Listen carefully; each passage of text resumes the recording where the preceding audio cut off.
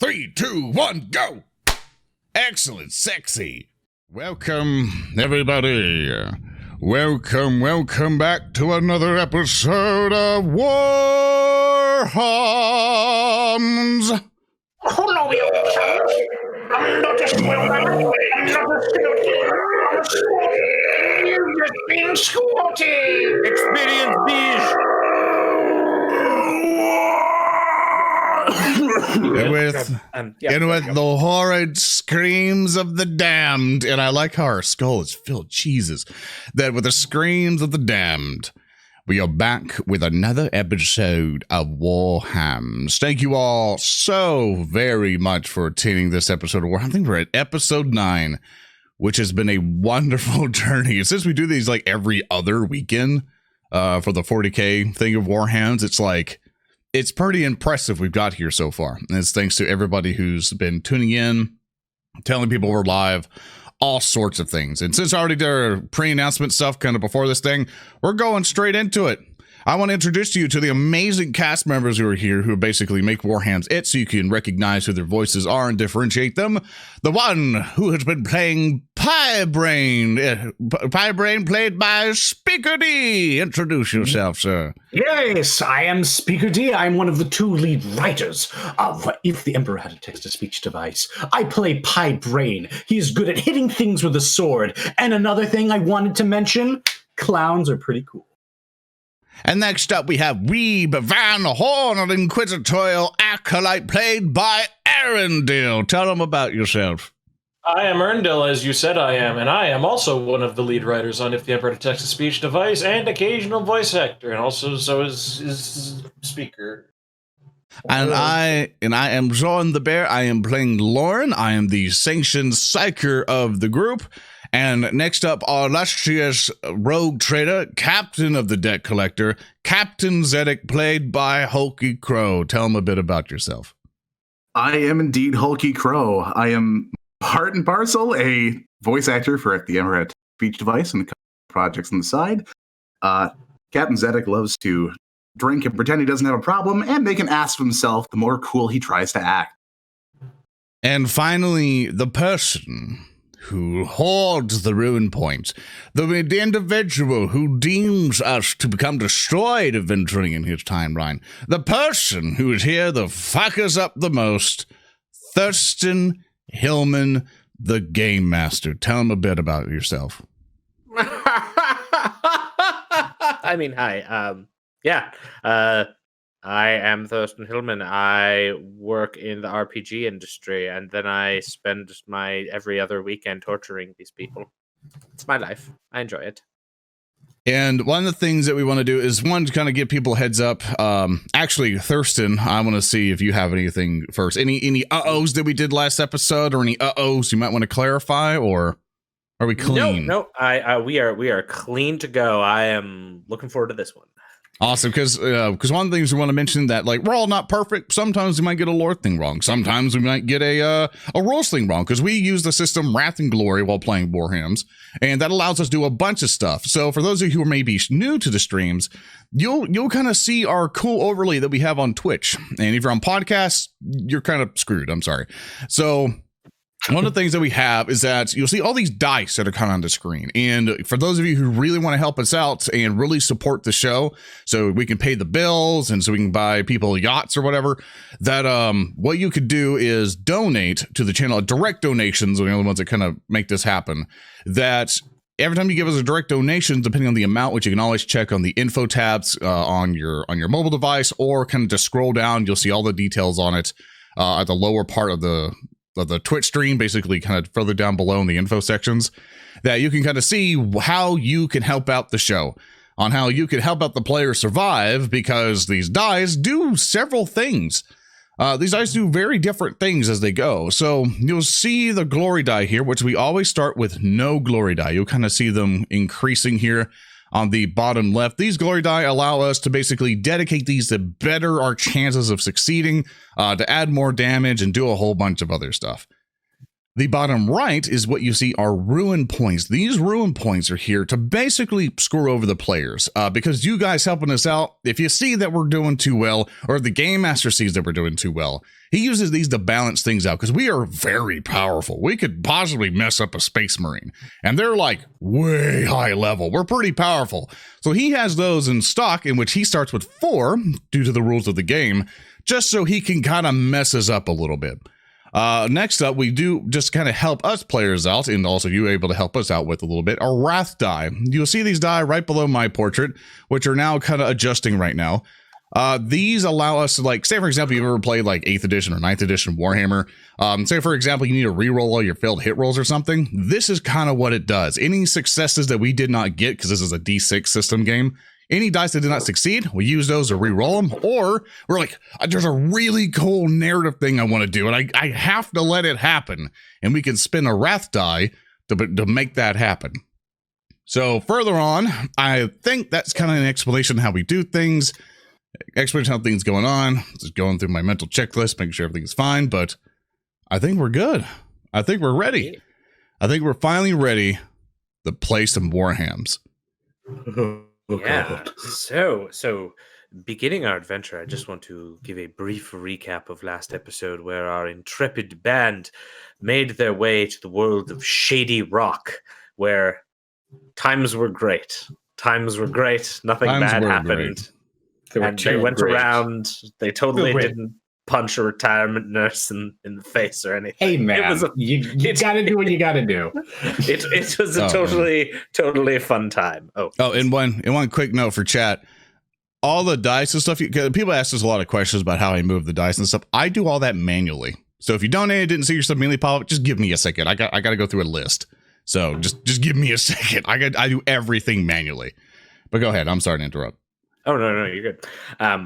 And at the end, after having made various discoveries, and as the PCs learned about the strange transpirings that happen in Shady Rock, they had the fog that encompassed this village seem to retreat every time they made discoveries, eventually leading them on more and more clues. And we ended last session with our characters finding this all-terrain transport just at the edge of the docks, right by the large open sea. And our players went in and found out that this all-terrain vehicle had a message left over from one Slayerbergo de Facraby, 24th of his name. Fuck that guy.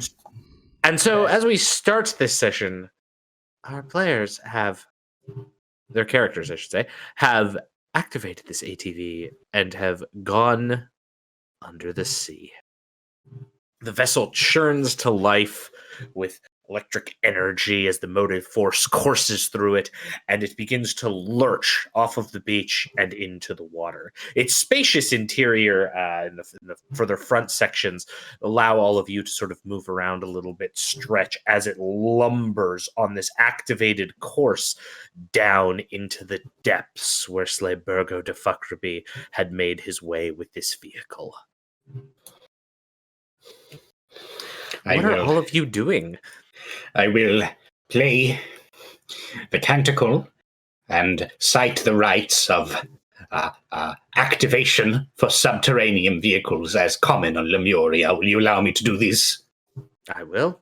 Okay, then I press a few buttons, and then I activate my cogitators, and I go, and then it should be working out. Please give me a tech check. Lorn sits here, mad and disappointed after the beeps. All right, let's go. Machine. Yeah, 7 successes. Yeah, a total of 7. That is absolutely enough. You can tell that the vehicle stops rocking around, and it seems to have got onto a much firmer path as you've read these right.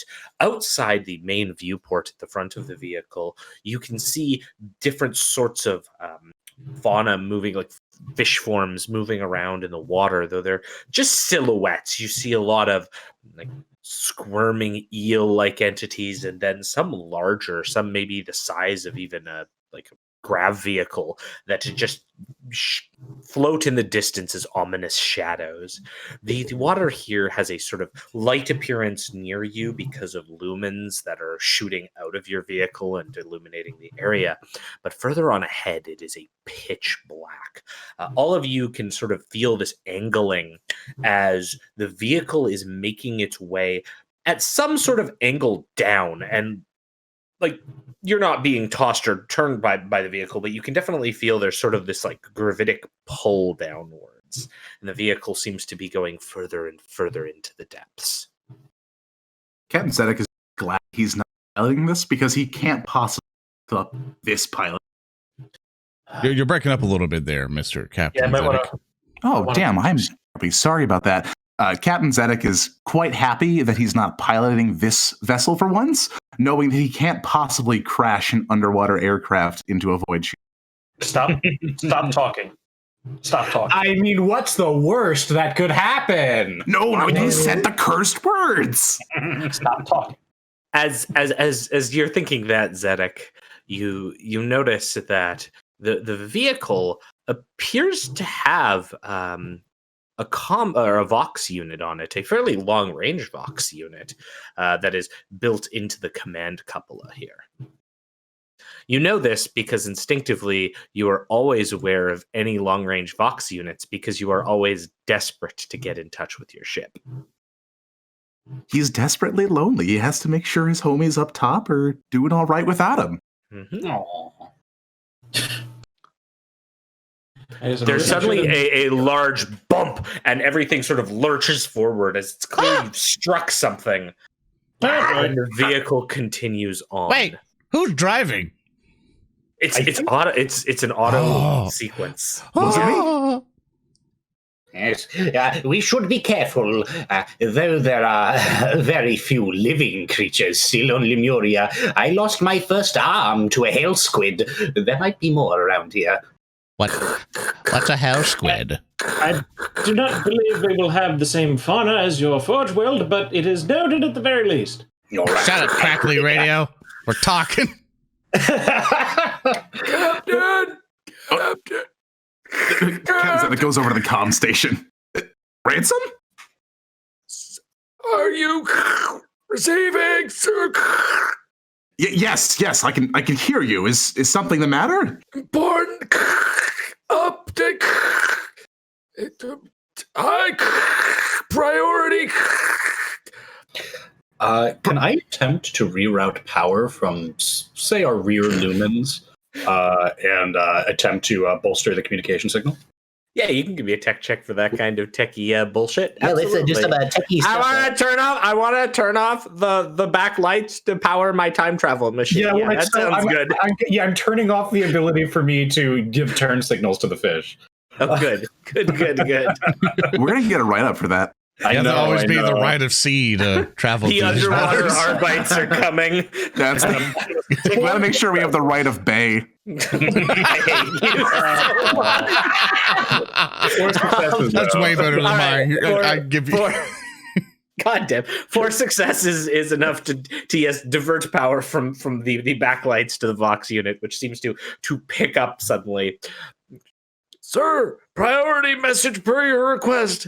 Update on the nursery situation.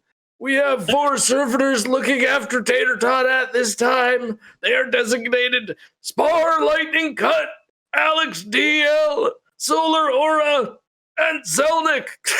Signal breaking up, sir. Emergency transmission complete. And then it goes completely into crack. Did he seriously just fucking emergency radio us to tell us about Tater Tot's fucking babysitters? Oh, thank God. I was worried we might not know which servitors were looking after him. We have to make sure he gets a proper upbringing. You know that. Yes, it's an emergency signal. Why did you do that, Captain? We needed that for important things. I didn't know he was going to send the update now. Why? When were you... Oh, Captain, you and I are going to have a very long talk later about what is exactly important for an emergency signal. Correction, we will have a very long talk after I've had a very stiff drink. Oh, goodness. I am beginning to think that times are not very great.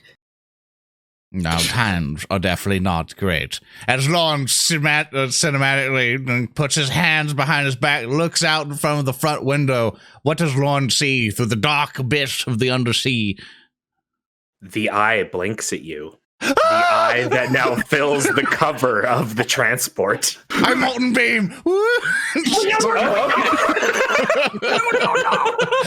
gonna tackle Lorn so he doesn't do that. I get tackled. I just get not defenestrate us. just get footballed. Just Yeah. We are in a box in the ocean, you fool! It's not down where it's better. It's not down where it's better. And I'm just freaking out. Brute. We are under exactly how many fathoms below are we by this point? What does the system say? I would like to read the system. Yeah, you get a sense that at this point you are probably a solid from ground level, maybe 1,000 meters below surface. Do not breach containment of this vessel. We require the atmosphere to remain where it is. Are you saying that shit? I look back out. Yes, and it's out there, and we're in here, and he's the point is that it's out there. We're fine for now. Don't blast a hole in our ship. But what I want to know is where's the eyeball?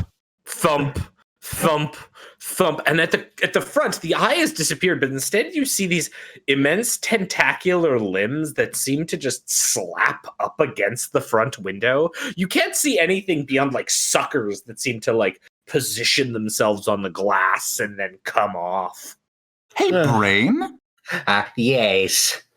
I recall you mentioning something about Lemurian hell squid? Yes, they are very powerful, can easily rip manifold servitors to ash and dust within their tentacle grip. Oh, shit, you're right. I'm going to go to the main console. Yes? Has this thing got any weapons on it? You can tell that, yes, it does. It has an upper mounted stubber. Is that gonna fucking fire underwater? No, it will not. I have an idea. Braine, Yes. please turn on the windshield wipers. Good idea. Press a button. All right, give me a tech check to use the windshield Turn on the wipers fucking against it. wipers. Then I would like a Medicaid check from Reeb. That's going to be 3 successes for my incredible fact check to turn on. Three successes. Excellent. The Medicaid spooling. It's 8 and a complication. Okay, beautiful. I always like these. First of all, Braine, you activate the windshield wipers. They push off, and there's like this like pop, pop, pop, pop, pop, pop sound as all the suckers are sort of knocked off of it. But the tentacles move off, and the creature that was slapping the front of your vehicle pulls back. Reeb, that's when you see it for what it is. And you've seen this before because you've done a lot of research on various fauna forms. Yeah. This is one of those Lemurian hell squids. Which is odd because those are only native to Lemuria. Excuse me, Braine, I have to report something. I believe your Lemurian Magos friend Yes. may have brought a friend. You mean to tell me that's a Lemurian hell squid? Yes. For some reason, it has been imported here. I unsheath my sword. Now, wait. Now the complication. The complication is that a great insult has been made. So as you were explaining this, Reeb, you somehow present a terrible insult to Lemuria as you're explaining this. I will leave that up to you as to what the insult would be. You and your great big fish have been made apparently in this particular planet. So could you please explain to me why your blasted Lemurian creature has found its way under the ocean? I'm gonna turn and look at Reeb. Oh, not again. Lemurian hell squid is among the most ferocious predators in all the galaxy. It is the mandate of Mingo's biologists to bring them to other areas so that we may study their ability to kill and be killed. Why that is moronic? This is a scientific endeavor, you nitwit! And if I have you insult the Mingo's biologist of Lemuria, I'll be very angry and I might start screaming! Boom! And suddenly the entire vehicle shakes, like, as though it's rocked up on its side as something smashes into it. Okay, shit, we might be about to die. Yes. Let's table this scrap. Have any skills that might give you information on the activities of a Lemurian hell squid? And I'm going to be real open to interpretation of what skills you want to suggest. So, I mean, I'm an Ordovinos guy. Can't I just roll a scholar? Absolutely. That is the absolute best check. That is the absolute best check. Application. All right. Yes. Can I roll a psychic mastery? I hate you so much. You can. I will allow you to roll a psychic mastery check, if only to let you complicate this and somehow psychically anger the hell works. That's fine. I'm such a oppressive GM, but I'll allow this. I got a 5. A five allows you to recognize, Lorn, that there is a creature out there. It is not some figment. You're detecting the baseline sort of soul energy of this creature. But that's basically all I'm going to give you. Now, Reeb, I'm going to give you information that is important, but the complication is going to tie it back to you. Lemurian hell squids are incredibly dangerous creatures because they are offended when light moves towards them. In fact, the way to handle a Lemurian hell squid is often to move away from it with light. But if that light were to, say, suddenly stop being bright and just go out entirely, the hell squid becomes enraged. As if it were following a light and that light were to turn off, it would get angry. Well, then I suppose, if that is the case, we need to keep the light on. So we did need those turn signals. Correct. How many lights are on at the moment on this? The front lights. You've turned off the back lights. I slam the keyboard with my fist and I do a tech check to turn on the blinkers. Excellent. Sorry. Give me your slam tech check. Oh, it's going. It's going. Let me tell you. It's going to be so good when it happens too. We had so good with the rolls early on, but then the betrayal. Yeah. So in this case, I'm just going to, unless it's a complication later on, I'm just going to say you slab down, and suddenly the front lights dim a bit as the back lights come back on, and the hell squid veers away.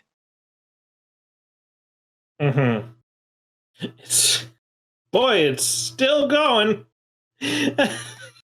Oh, I was looking forward to testing my steel once more with those ferocious beasts. Do not test your steel. Do not fight things underwater with a sword. Oh, yes, I did. As the leader of my squad, I have helped lead many raids against erstwhile Lemurian hell squids alongside our Sicarian kill teams. Then, yes, were you wearing an apparatus that allowed you to survive in crush depth? Yes, it is called a me. Can I check that statement? Tech check. Yeah, what skill would you like to use to test that statement? Would that be awareness? I don't believe that at all. Sure. Insight. I'm sorry, I'm dumb today. Yeah, it's good. I've restarted the API. 4 successes. You're suspect. Something doesn't quite add up there. Okay, there were slight modifications, but I am very strong and water is not very... Grumble, and you hear the churning of rocks, and the front of the vehicle cockpit seems to have this wash as water comes off of it, and it looks like you've started to arc back up, and you emerge from this water into this pitch black area, and then the vehicle comes to a complete stop with a ding. Oh, so this is like an underwater like air bubble or something like Seems that? like it. Oh, quick thing before you continue. For everyone just on Discord, check your voice activation, just making sure, because some people are cutting out tiny bit, and that might be the reason. Okay. Oh no. Just double check, make sure it's kind of lowered enough. But we'll see how it goes. Is it me or is it's it, mostly Speaker D, and it was Hulky for a little bit, but I think you fixed it. fixed yourself. Yeah. Oh, criminy. I'll mess with it real quick. Good. Should be better now. technical issues? Okay. Okay, I'd Tech like to checks turn- that we complicate all the time. All right, so yes, the vehicle seems to have stopped. All of the lights have turned off. It's just given kind of this acknowledgement blink, like the ride's over.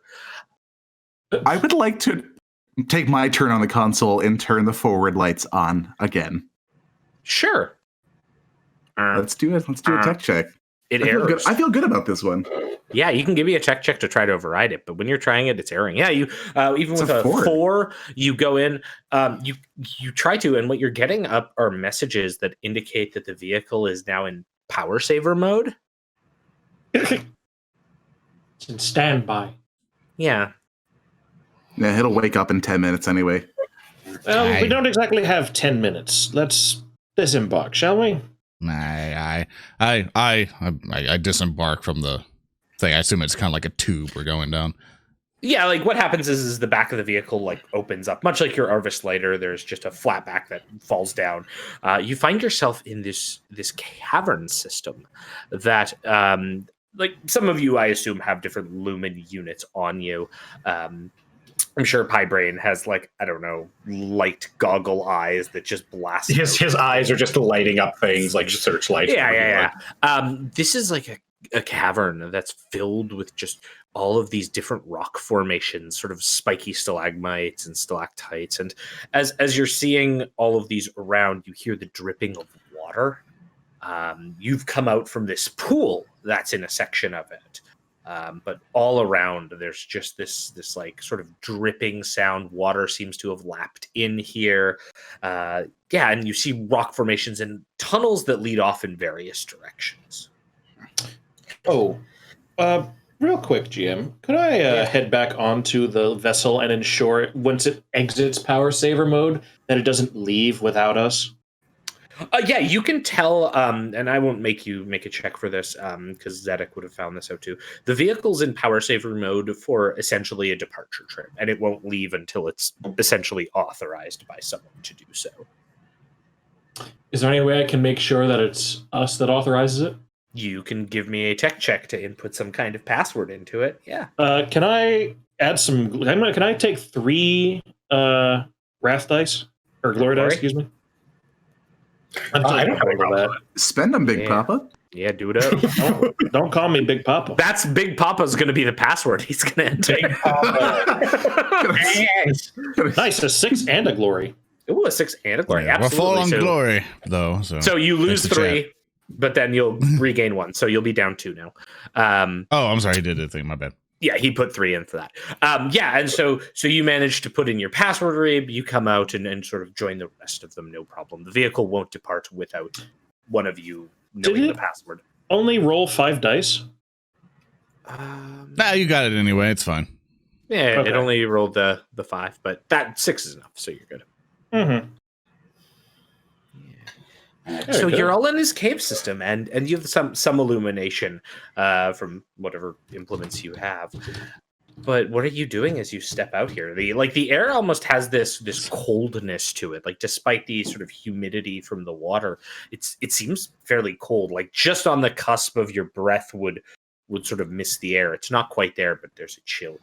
You want to make life a little difficult for us? You're thirsty. Oh, okay. What do you want? I am going to do a super ultra mega power psyker move.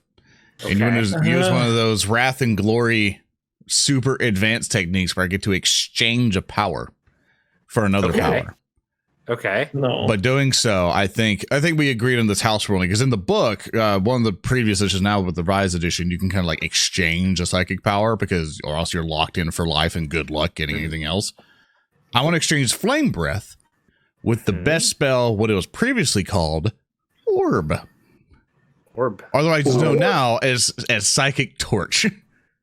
Psychic Torch. I am totally okay with that. Yeah. But I think I now have to cast everything else with one more Wrath die for the rest of this session. Yup. As you sort of attune yourself to it. Absolutely. Well, give me that check with 2 Wrath die for a Psychic Torch. It's like just because it wasn't written down and because I'm dumb, I'm just gonna do a normal smite, which is kind of the same as it was. I remember. Yeah. So, you're looking for a difficulty 2, so yeah, 8 is that. And, I'm good. And you'll have enough to do. You can so you have 2 choices. You can create another orb, or you can have your or another torch, or you can have your torch illuminate basically 15 meters around you, as opposed to 5. What do we want, boys? Super light or multiple bright? I think super light. Yeah, definitely. Super bright it is. I Gandalf it up at the tip of my staff. Oh yeah, and the sort of aquiline head on your staff lets out this burst of light, and you see the cavern, and it has this sort of like very organic appearance to it. Some of this area looks like it's sort of formed by water erosion. Do any of you have any skills that would be appropriate to identifying, like the status of rocks and the like? I'm looking through here, and some examples might be scholar would be a good one. Investigation, I think might weapon skill. Maybe no, not weapons. We've tried that. I'd be happy to actually. Sorry, awareness check on that. Yeah, awareness would be the other 2. Okay, perfect. Give me a scholar check if you've got. I'll give it a scholar check. I'm not very good at it, but I am learning. Oh, that's 1 success. Okay, Captain Zedek. Oh, that's 4 successes. Complications. Zedek spent some time in the mines, but he didn't care much for the rocks. Yeah. Oh, boo. Okay. So, very, very good. This is beautiful. So as this is going on, Braine, you're from Lemuria, you know a fair amount about water. Though the sort of mouth of this cave is experiencing some water effects, maybe the next 20 meters beyond, it looks like this place has never really experienced like water damage, except over maybe tens of thousands, if not longer, years ago. Like the water that you're starting to see here, it's all sort of clustered near that pool at the front. Otherwise, this place hasn't had any sort of liquid move through it. I see. Very intriguing. And out of curiosity, what is my complication? Your complication is unsaid right now. Good. Oh, good. Extremely excellent. Well, I can tell you that water has not touched this place in some time. More than likely, we are entering into the footsteps of Lemurian outpost activity. Now, I want to warn you all. What we are going to face is more than likely going to be quite dangerous if it could compromise all of a Lemurian outpost in such a way. But my forge world is the mightiest in its sector, of several sectors beyond, perhaps equal only to ours. Undoubtedly, there will be some survivors, or, in the worst case scenario, some ability to restore what was lost. I do hate to break your little bubble there, but you would think that if they had set up an outpost, they would not have done it in a random underground cave, yes? You would think that. But the transport automatically brought us here. We are aware that we are looking to some kind of Xenos crater of some description. And more than that, it's not the first place someone would look, which means it's an excellent place. Are you having this by the vehicle? Or are you starting to like move forward? I thought we were moving with Lorn's. Yeah. Like Lorn, are you kind of leading the way with the Gandalf staff? Yeah. I'm Okay, leading. okay. Yeah. Your funny orb. You carry on, and as you're having this conversation, Lorn, your light catches something in that further on, you see this reflection of metal for the briefest moment, and all of you kind of see it as Lorn's psychic light reflects off of a steel plate that is embedded in the chest of a servitor. The servitor is this sort of bulky man with this, necrotized flesh that appears to have just been like almost dissolved in places. So more of the mechanical augmentations are showing, and like the skin is kind of there, but half of like a sludge slurry as it's fallen up against a bunch of rocks. It looks to be holding on to something in both of its arms, clutching it very tightly. This sort of metal object, rectangular, that has a like a screen on it. It's clutching it as it's fallen back, and its Zedek, body dissolved. Yes, Lorn. go check that out. Go I don't go want to figure touch it out. it. Oh, for goodness come on. sake, step aside, will you? Reeb's gonna go up to this and kind of beckon Lorn over because he's got the fucking light bulb. I just like I See, flashlight Lorn, it like a solves kid in itself. his dad. Yeah. Absolutely. Let's see, what happened to you, friend? Excuse me, Braine, Yes. dead servitor. You may I need to understand. help me with this. I will aid my friend Reeb in his endeavor. As he's coming over, I kind of take my hand and kind of swish off what the nameplate would be. Oh yeah, and like as you sort of like look at the nameplate, you can see the word sort of embedded. It's just on the chest underneath this box it's holding. It just says Adam. Okay. Watch that thing, Reeb. I point to his hand. About to find out.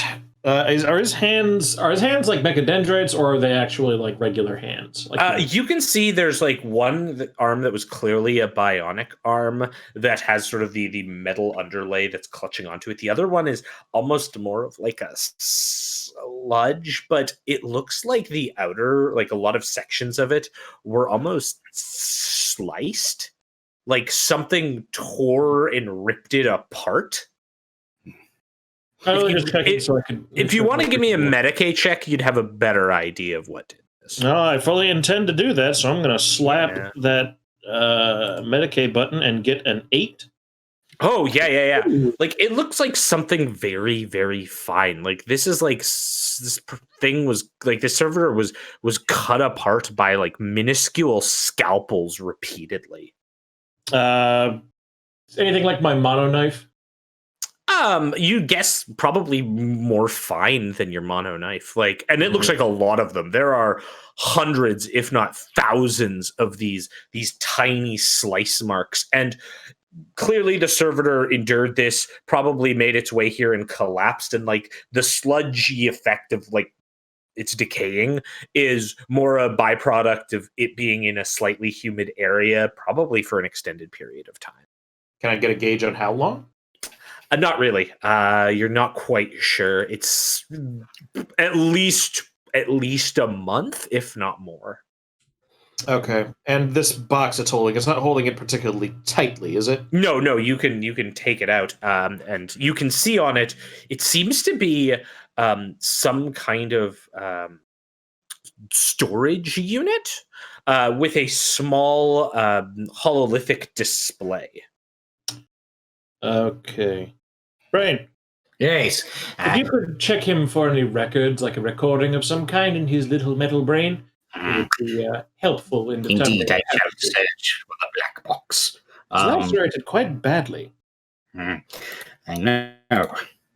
It is weird. But generally, when things are stabbed, they do tend to cease operation. It's the nature of the lacerations that is concerning, because even my little surgical knife here is not quite as fine as those blades, nor anything I doubt even Lemuria could produce, or whether it attack their... Well, I wouldn't doubt that. But what I would question is if it was slain by perhaps a tiny Xenos form, or perhaps a more advanced technology have you found any, I don't know, strange particles? I am not a biologist. I cannot determine them right now. The corpse is badly decayed. I just need you to check the records. I'm going to investigate whatever this hololith is.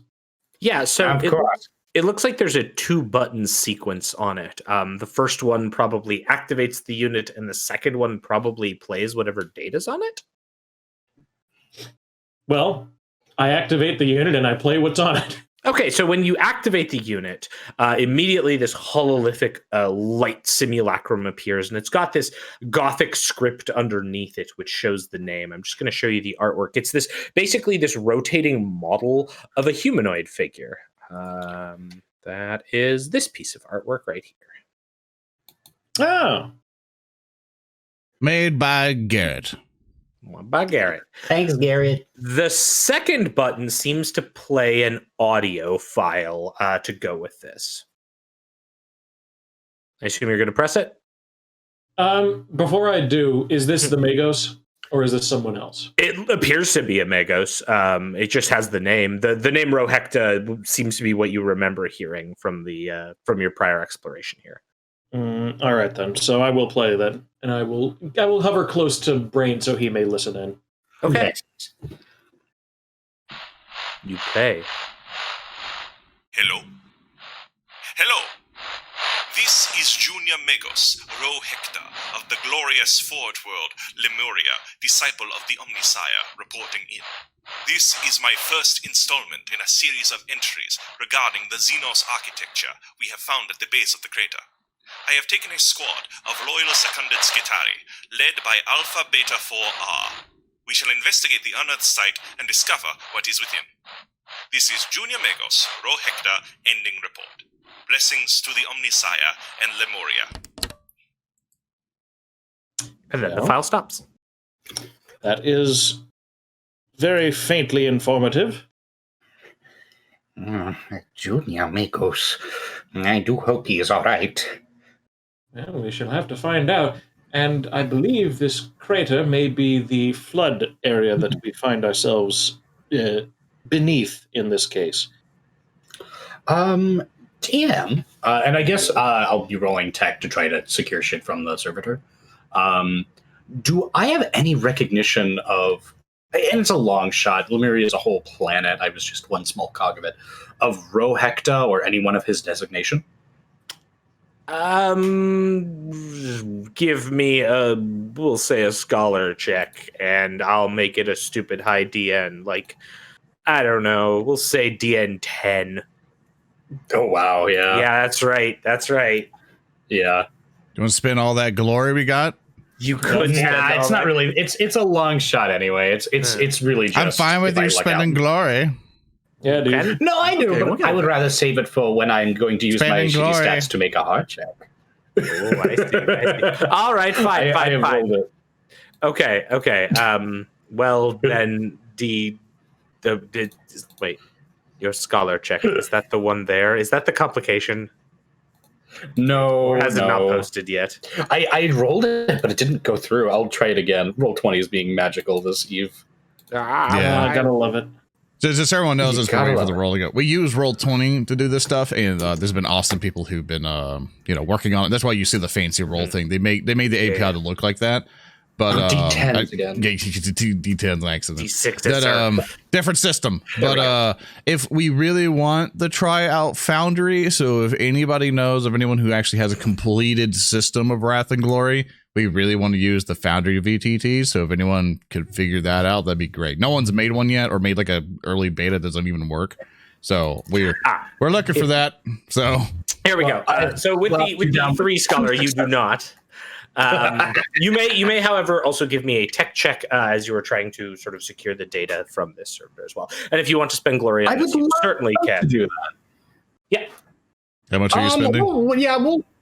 I will spend 2 glory on this, and I rolled it without it. I will 2 roll glory another spell. 2d6. 2 more. 6 is exactly what you need. Yeah. Oh, thank God. So as you check into the data, you can actually get something of a cogitator unit out of the skull, which is sort of half liquefied after being cut open and left here.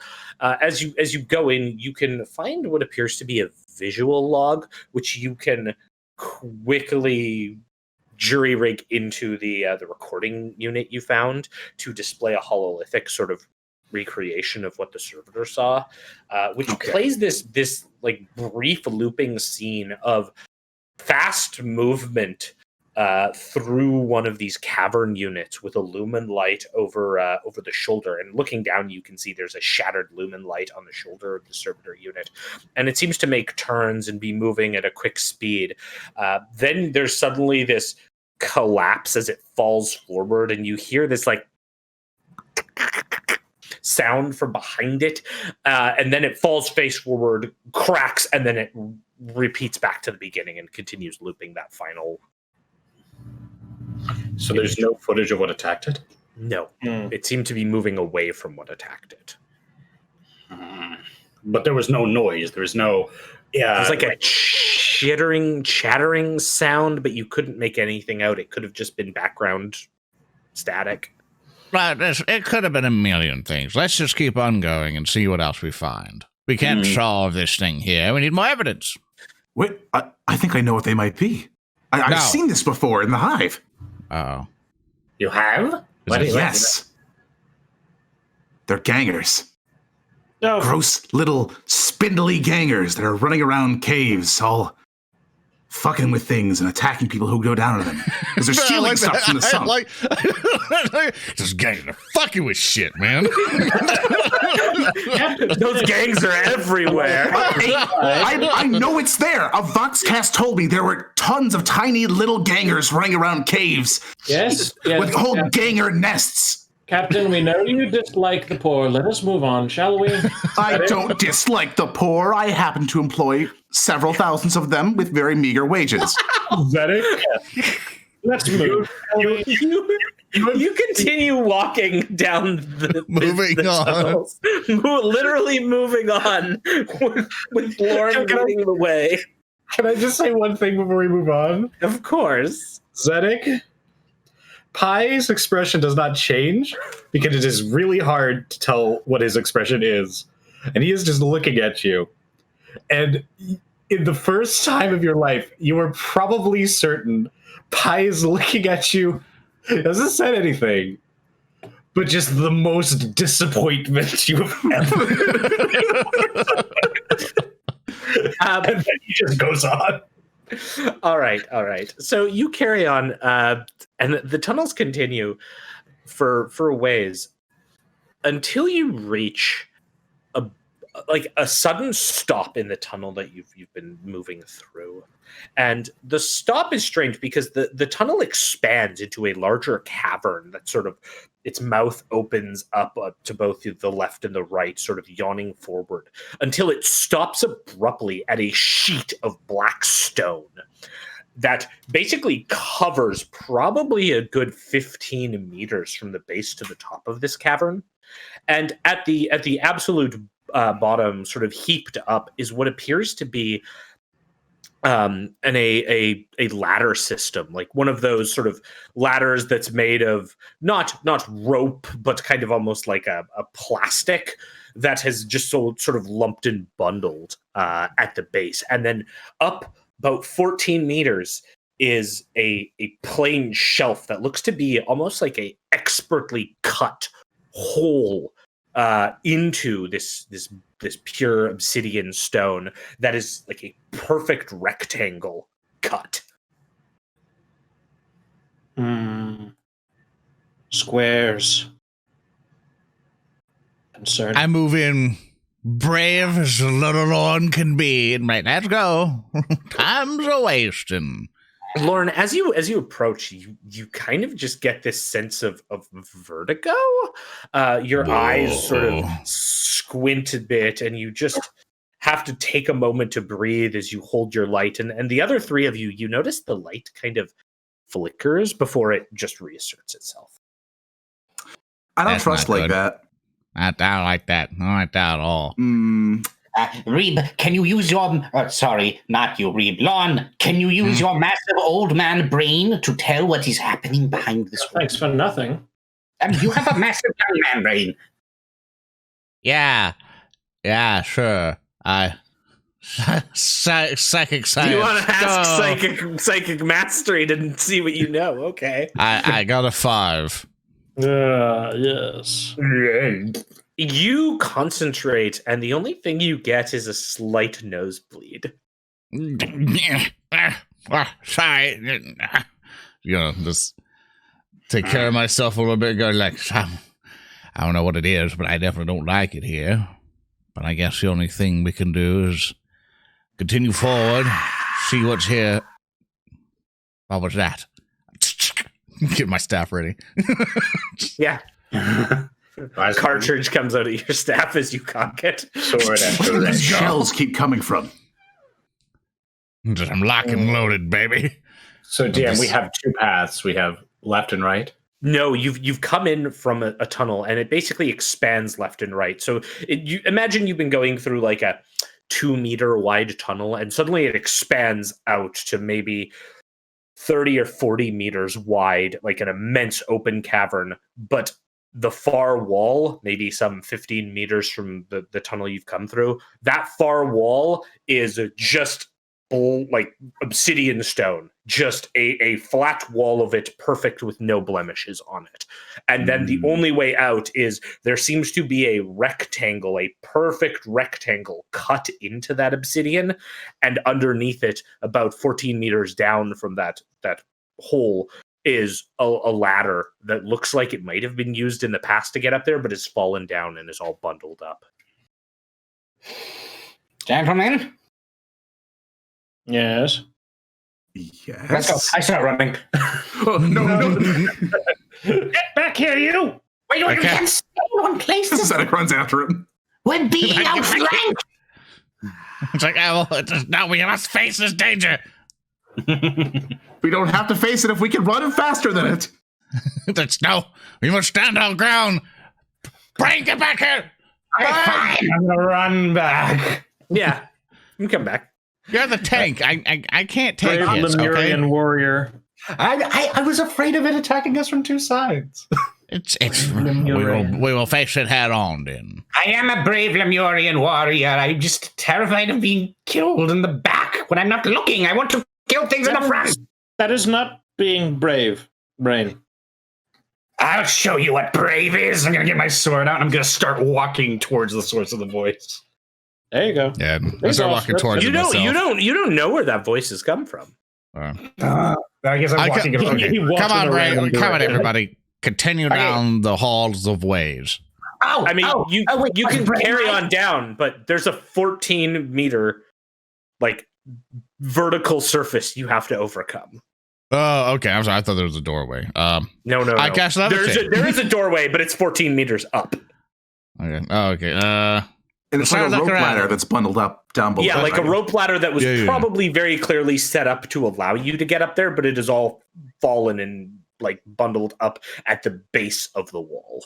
Lorn? So clearly, like this is just fallen down and. Okay. I'm sorry. Now I have the picture in my head. I apologize. Yeah. I'm just going to let it take down. So, whoop, whoop. Okay. Yeah, I'm good. You have to roll me another dice. No, it's supposed to be in there, but it's being weird, so I'm fine. Okay, cool. But yeah, so you go up there, and as you go there, you start unbundling it, and like I assume you're trying to bring the ladder with you as you float up to set it up again. Yeah, which is Lorn. easy. Yeah, so the rest of you see Lorn psychically float up to the top, and as this bundle is unraveling, underneath it, you see another one of those hololithic boxes that seems to have been hidden by the by the bundled ladder. And so, Lorn, you fly up. There is a black hull that just carries on to the limit of your light. It goes on all the way, and then you just see like strange markings that have been inscribed on the walls here. But the 3 of you at the base, you see Lorn fly up, and as he does, there's another one of those hololith boxes. Has he? He's thrown down like the rope so we can kind of climb up. Yep. Yeah, I set everything up like just like, all right, you're good. I will climb and I will come to see this box. Well, the box is at the base. Like as he flies up, it just like the ladder bundle comes, straightens, and you realize underneath it was one of these boxes. So it's on the level with you while Lorn's floating up to the top. Oh, okay. Okay, so I'll grab it, make sure it's not damaged. Yeah, it seems to be in good state. And then I assume, Lorn, you set it back up top, and then the rest of you all sort of climb up to the top. So yeah, you're now in this hallway, this like perfect rectangular hall that goes on to the limits of the light, but you've all climbed up. What you got there, Braine? We're about to find out. I believe these are more of the records of that Junior Magos. I'm going to open the lid, and I'm going to activate the holographic display, and the same image shows up again. You can tell that as you do so, there's like a shattered servo skull in it, and it just has a nameplate on it that reads Omega Mars. But it's been cracked and broken. Like this was a servo skull that was probably doing data recording of it, and then was cracked, and they put it back in the case with this. Any way for me to try to repair it? It looks pretty irreparable. The cogitator unit is fully destroyed, but the hololithic recording is saved in the box itself, so you're good to activate that. I will activate it then. This is Rohekta. We entered the complex, which I believe to be a xenostructure of indeterminate age. Our attempts to perform auspex sweeps on the area have given contradictory answers. Some of these walls date back millennia, while others seem to be only days old. A few still seem to confound our chronometers and give dates yet to transpire. The substance is most interesting. I shall have Beta 4R's troops extract some for future analysis. This is Junior Magos, Rohekta, ending report. Blessings of the Omnisaya and Lemuria. I'm beginning to wonder whether or not time really is good around here. Time seems to be very all over the place, actually. Is it even real? Do we even know? Oh, shut up, Zedek. How fascinating! We are dealing with something that appears to be manipulating time. Yes, this could be quite an intriguing foe. You mean to tell me something can actually mess with time itself? That just excuse me for sounding like a layman, but that doesn't seem possible. I mean, you can. You have a watch, don't you? You can just like turn the hands and you mess with time. I want to give Lorn the same look that I feel that Pi gave me. Just abject disappointment to what he just told me. Just Fenrisian smooth brain, just going, yeah, you can do that. Like, just one eye blinking at a time. Well, I have heard rumors of ancient technology that mankind crafted that could do such a thing, supposedly hidden deep inside of the ancient catacombs and libraries of various forge worlds, perhaps hidden somewhere by the machine spirits of the Arch Mechanicuses up above. But I myself have spent most of my life as a lowly Skitari. I cannot objectively claim it, but if there's a chance for us to reclaim this lost technology here, or better understand how to reclaim it, then this is likely a place of great significance. I can see the genius of attempting to study such a dangerous place. Then let us press on, Braine. You first, I got the light. Yes. Right behind. Does anybody You else start hear hearing that? this humming, this like rhythmic humming that gets louder as you carry on down the hall. Lorn, stop humming. I can't help it. Okay, it's all right. I'm not mad. But something else is. What? Now I'm really mad. Somewhere down there. We should beat it up. all right, And as you carry on just a bit, you all catch further down this hall, which seems to stretch on quite a ways. is the sputtering light of a data pad or a data slate that's up against the side of like the corner of the floor here. So where the corner meets the wall, it's sort of at an angle. You can see this green light sort of spewing out from some letters that have been written. And yeah, it seems to just be giving off a slight hum. Because this place is so silent, it's actually, aside from yourselves, the only thing you hear. I will interface with this data pad. Yeah, you walk up to it, and it's just got a paragraph written on it. It looks like it was part of a stack, clearly dropped. The screen is cracked down the middle, but the text is still very visible. And as you sort of read it, Pi, what you read is, what a dreadful place. The light of the god emperor clearly doesn't reach this lightless hell. But that is what the light of Slayer Burgo de Fakraby, 24th of my name, is here to illuminate. And that's all that's on the data pad. I will forge this later to say incriminating things. I'm going to put it in my pocket. I am Slayer Burgo de Fakraby, and I have a plot to kill the emperor. I wrote it in his book. I'm going to get a cool gun and shoot him in the brain. I get the 24 times. Was that Lorn? I get like, just imagine the camera painting to my face after, realizing who it's from and all that, and you just get like that Fairy Odd Parents mode of like the fuckerby. Just mad. Dinkle fuckerby. And you carry on, though further ahead, you're not sure how long you've been in this hall. Time seems to take a strange meaning as everything around you is just pitch black. The floors, the walls, the ceiling. The only sight of color that you have is each of you illuminated by Lorn's psychic light in this dark tunnel to wherever you're heading. Oh no, we're in the Four Kings boss fight. Run! No. We all sprint. You have to take down the first one before the second one spawns, or it's over. We won't stop. They just keep spawning. Take a roll. So fight, and now we're here. This fucking Vanta Black tunnel that we're in, does it actually go anywhere, or are we just walking into more pitch? You're walking, like, it seems like you have solid footing underneath you, and you're continuing on. After the data slate, though, it seems like you're just in pitch black for however long. You're not sure how much time has passed, and as each of you kind of instinctively look at like whatever chronometers you have, except for Lorn, who I guess probably just wears a sundial, which doesn't work. I'm just like tapping it, like, come on. It is midnight according to my sundial. Fuck. And just as all of you, like Reeb, as you kind of get this sense, like, are we just walking into eternal darkness? Up ahead, you suddenly see this lambent green glow, just sort of coming from the far end of the hall.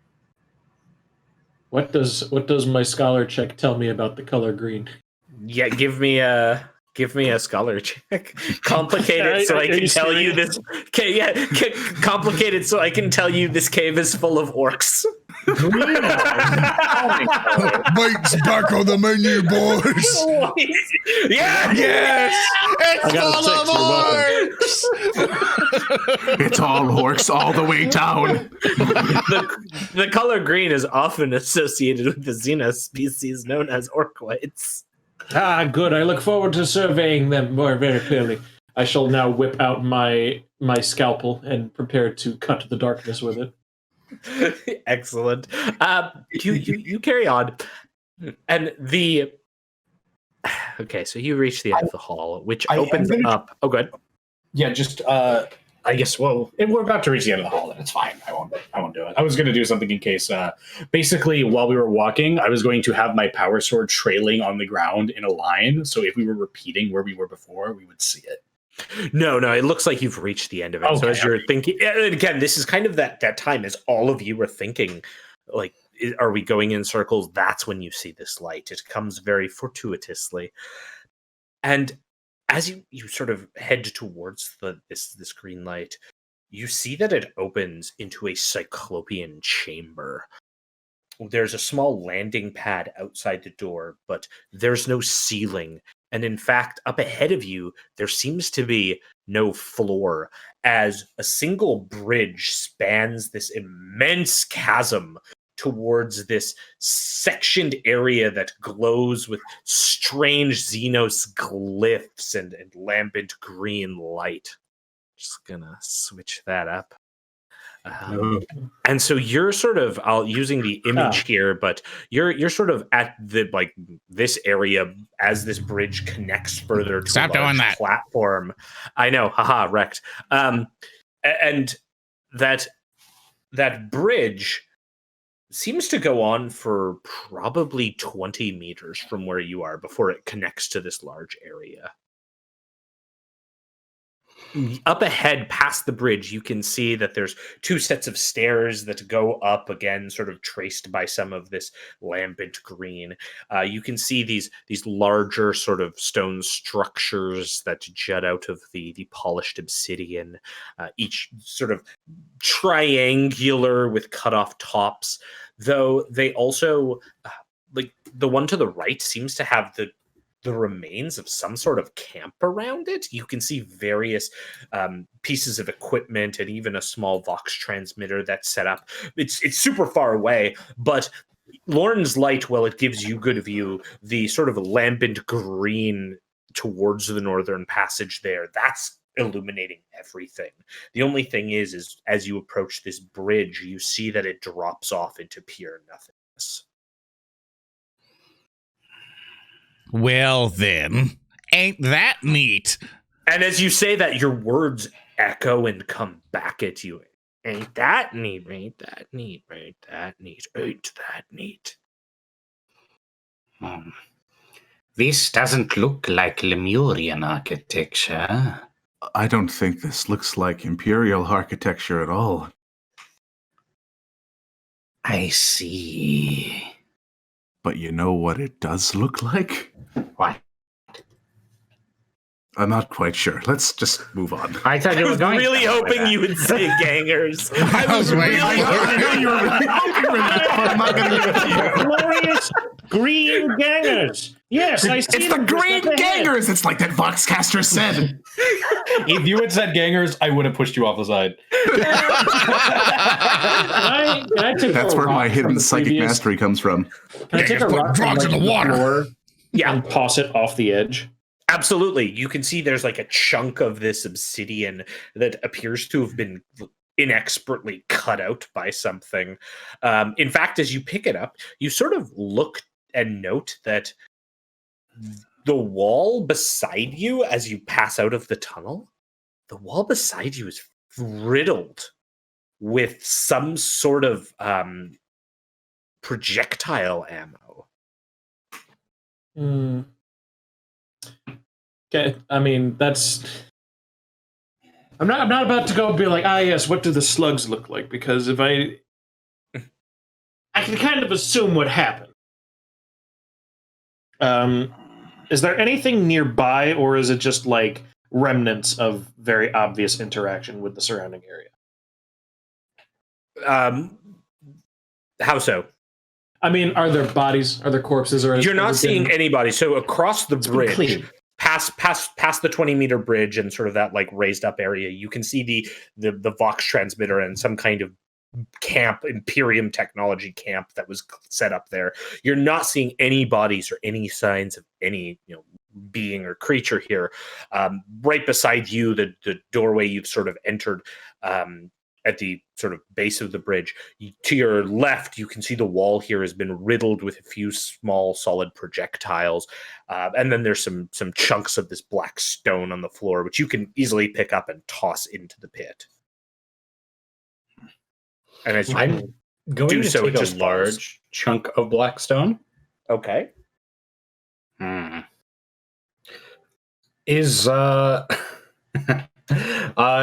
any difference aesthetically between this and normal like stones that are black?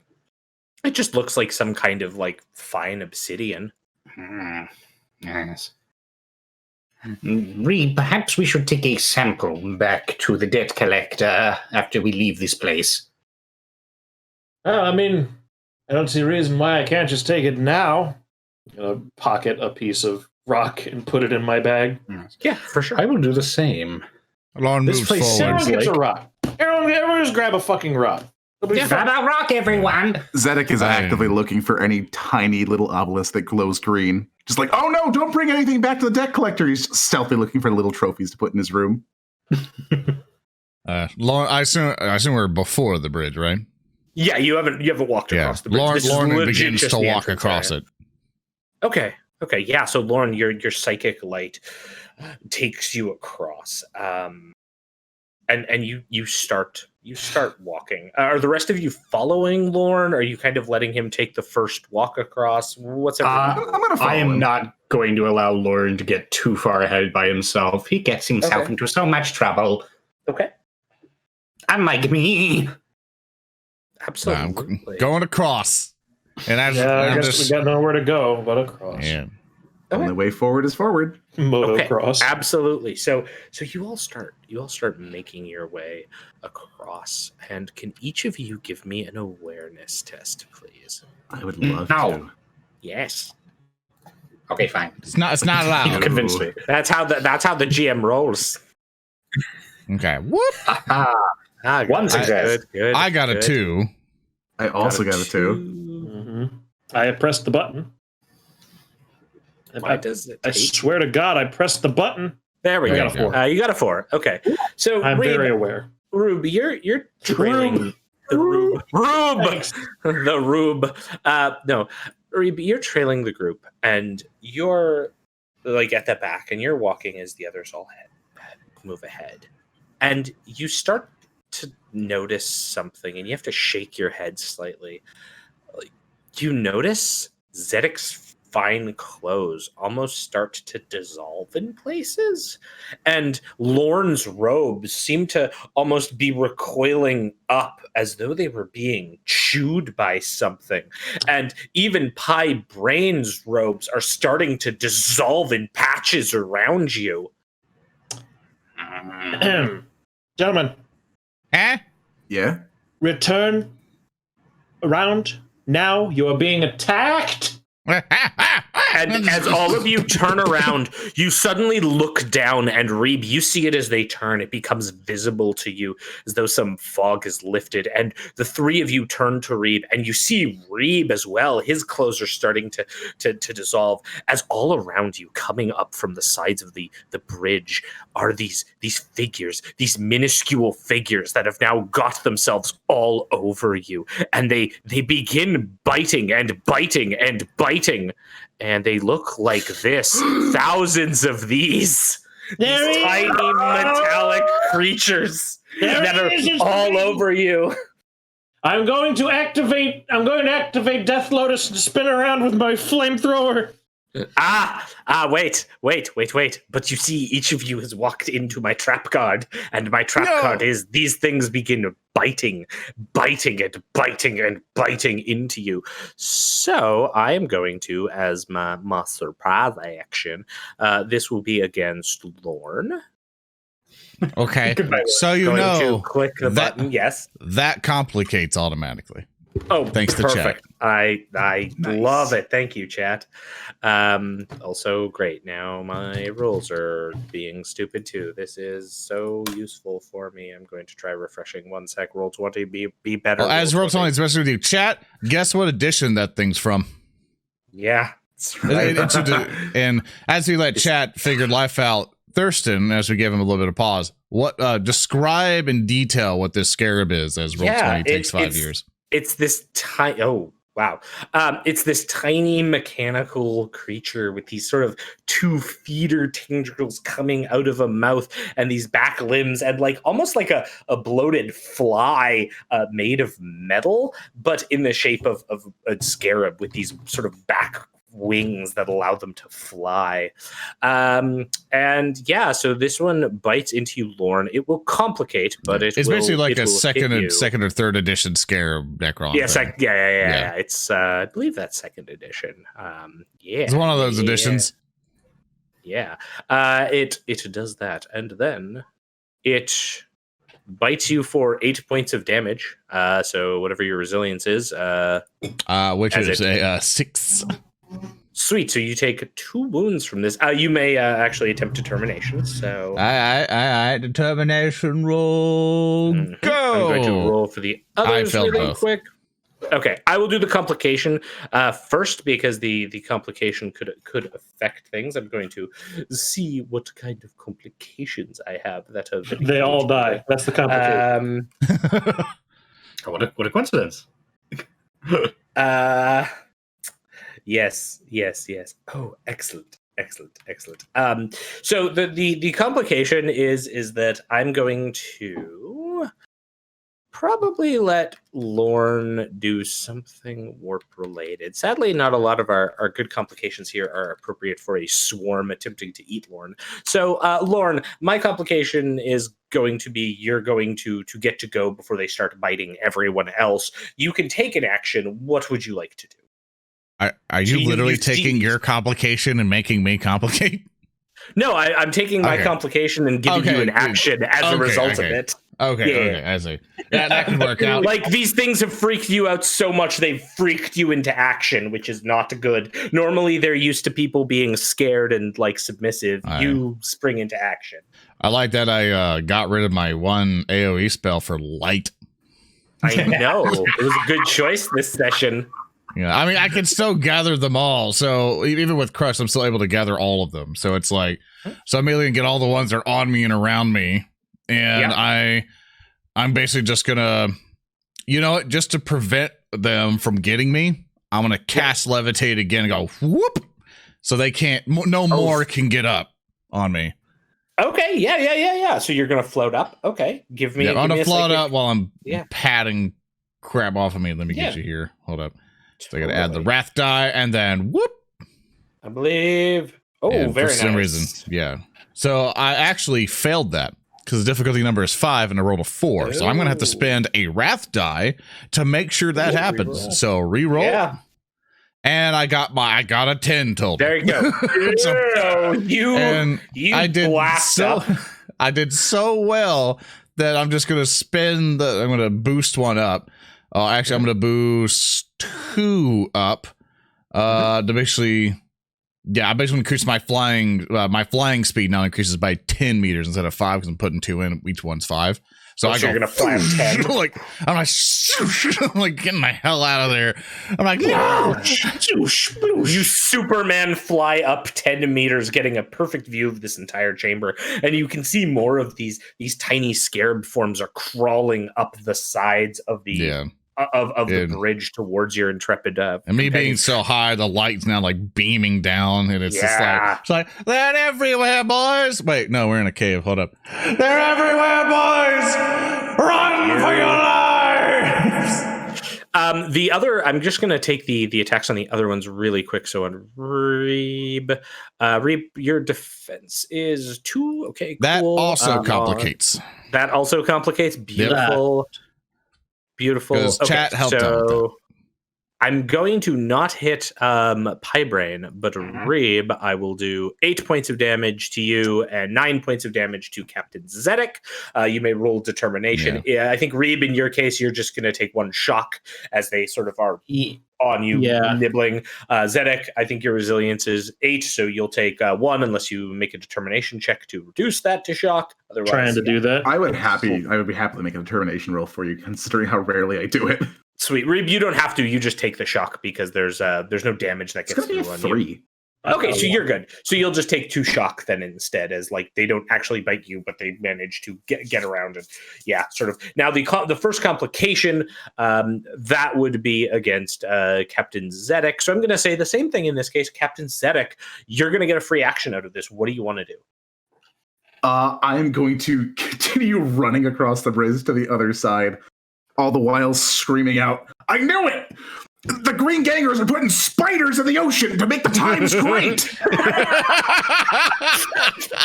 I'm tired of putting scarabs in the water.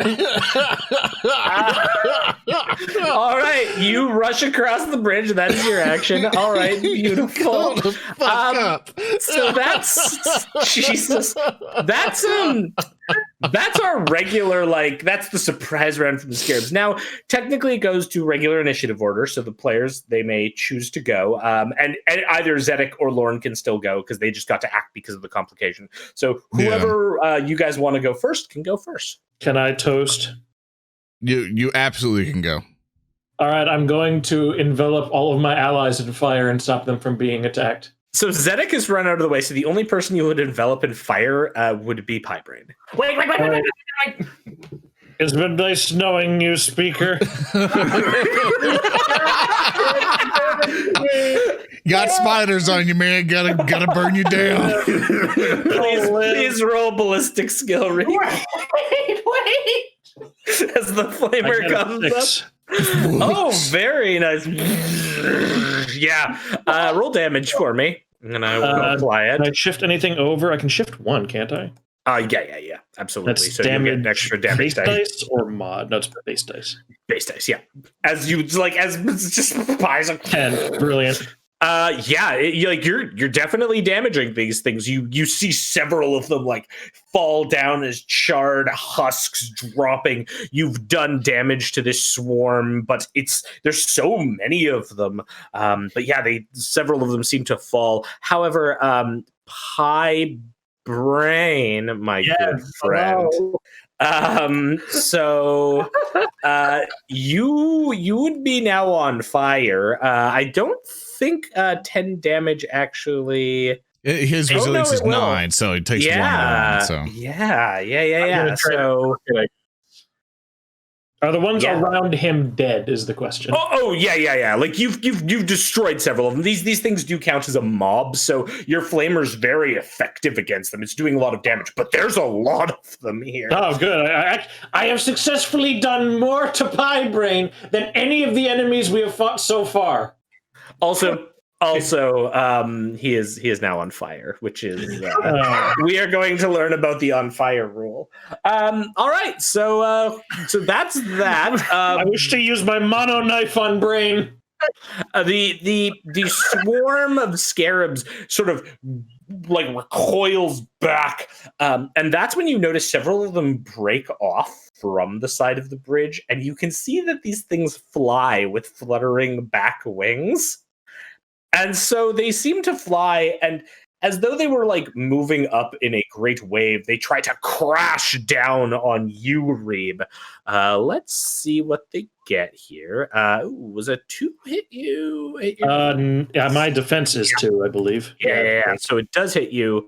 They descend on you and do just 8 points of damage. Oh, I'm sorry. Someone just did a thing that also complicates. People don't like you today. I know, apparently. It's because there's a lot, so it's fine. So yeah, these flying scarabs, they just descend down on you, and they start biting. It's more of a nuisance. You'll just take another point of shock as they're just chomping into you. And then the complication in this case, I'm going to check a thing real quick here, because now that we're into regular initiative rolls, this is going to be a bit different. Our complication for this is going to be gosh. No. So your flamer causes basically this would normally be fall prone, but what I'm going to say is the complication is your flamer that's washing over them is actually preventing them from getting airborne. So you're the complication is they're clearly trying to move up to reach Lorn as well, but your flamer keeps them essentially on the bridge and in front of you. Yeah. You are suppressive flamethrowering. That's their go. Who wants to go next? I'll go. Okay, so let's learn about on fire. So you're on fire. At the start of your turn, you take 1d3 mortal wounds. Can I try to soak these? No, because they are mortal wounds. Only demons may do that. That's why. Remember in our test games, I think I had Wall of Flame, which is so because it sets it on fire and then it does mortal wounds. It's super, and that's why we're not using it. So you Fire's take one scary. mortal wound, Pi, as like your robes are now like combusting, and some of your internals are now.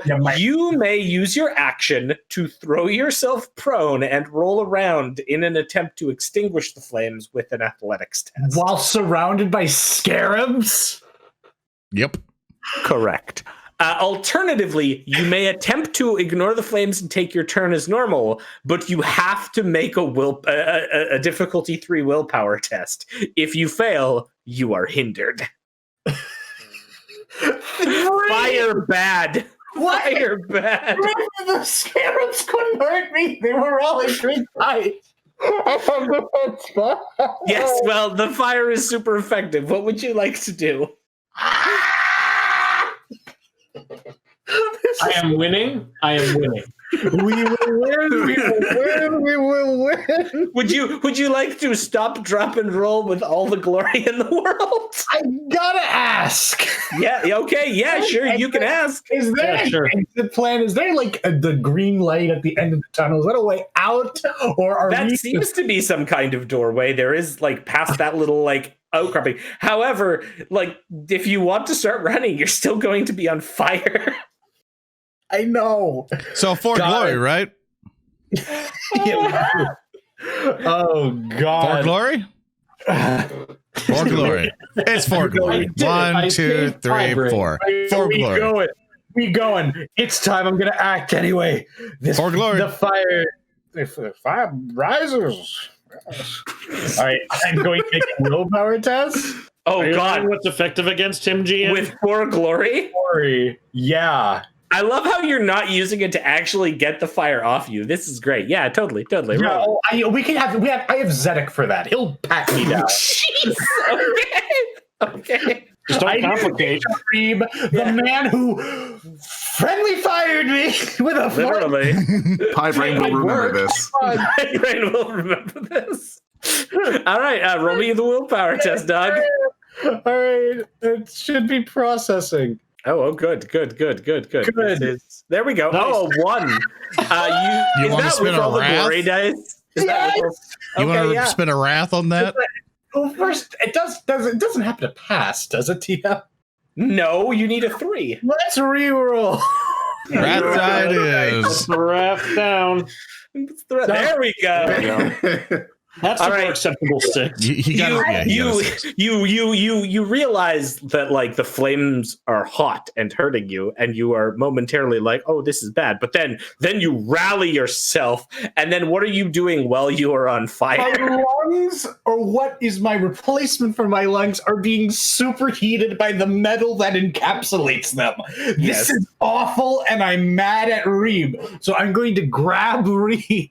And You're running towards Reeb. Okay. and I'm going to throw him at the exit to get him out of the path of these goddamn scarabs. Well, remember, you're both on the bridge, so you haven't even reached the sort of like You're just raised throwing me area further yet. down the Down path, the bridge. which means I'm going to turn around and flame again. Oh, wait, Yeah. hold on. Okay, so Yeah, I'm yeah. sorry. You guys are like back here on the bridge. And there's scarabs coming at us from it. Yeah, up the sides of the bridge attacking you. Oh, okay. So I can't throw him to the other end of the bridge. I mean, you could. You might miss and he might fall into a who knows how deep pit. Well, I have a lot of concern for the safety of my team members. So Excuse you, they attack many times and do lots of damage. You elected to willpower through the thing, dealing immediate mortal damage to you. yes, because I want to be the fucking tank. Okay, fuck you. I don't care. I'm gonna go. I'm gonna run to my sword. I'm mad. One of you two has to do something about this. Okay. Okay, are you attacking with your sword? I absolutely am. I need to channel this anger somewhere, and that somewhere is bugs. Hey, Pie Braine. Hey, Yeah? Pie Braine. Why? Remember that complication from earlier that I said would come back? Remember that complication? What? As you draw your power sword and What start is it with swinging it around, it starts to flicker slightly.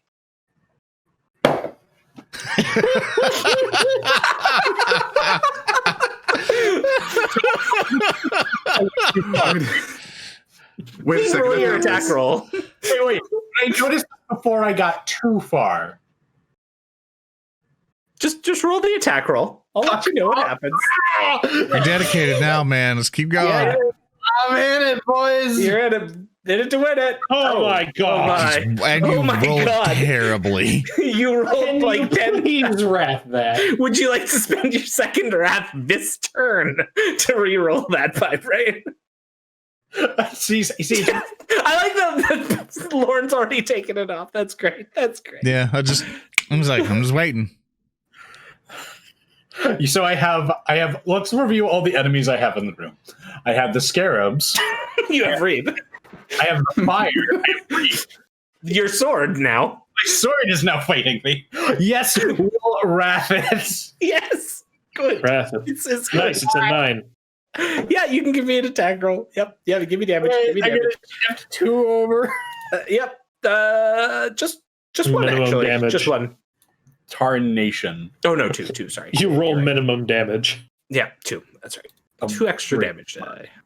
All right, should be going. As your power sword slices deftly into the swarm of bugs around you, as you are on fire, your weapon starts just tearing through these.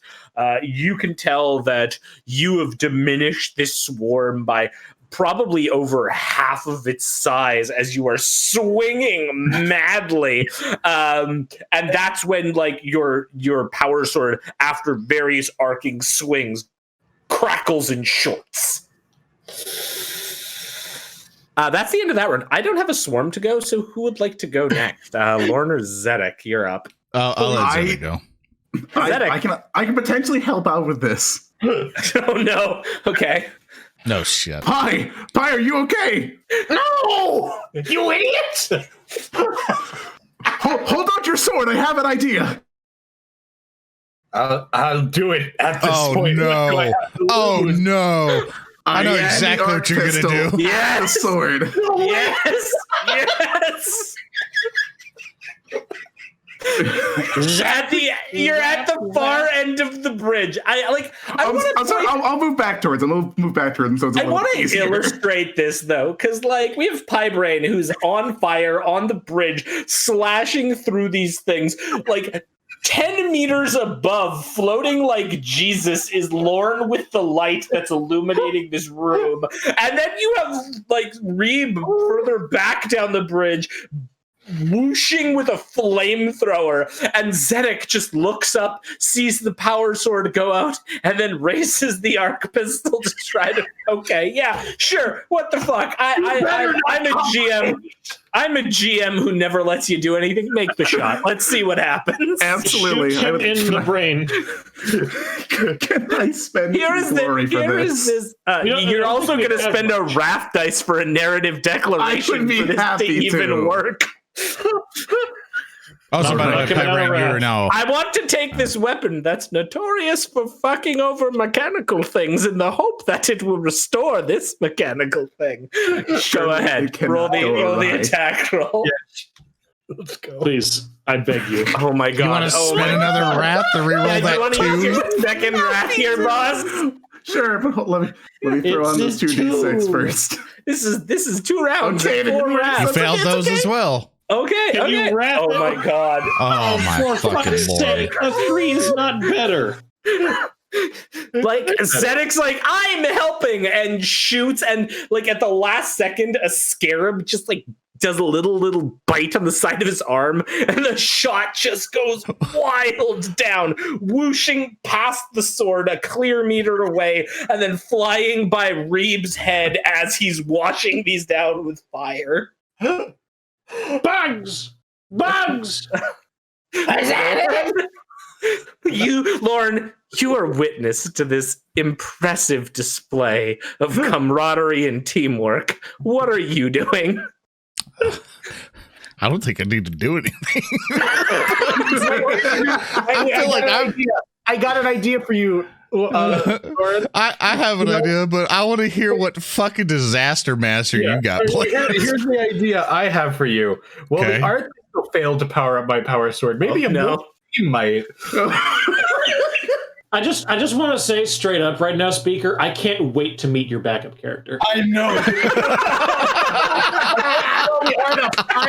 He's out of here. Okay, so Fuck you guys. If this character dies, my next character is an Ultramarines Primaris Intercessor. tier 6, just fucking. Okay, so here's what I can do. So, by the rules that we now have established with Molten Beam.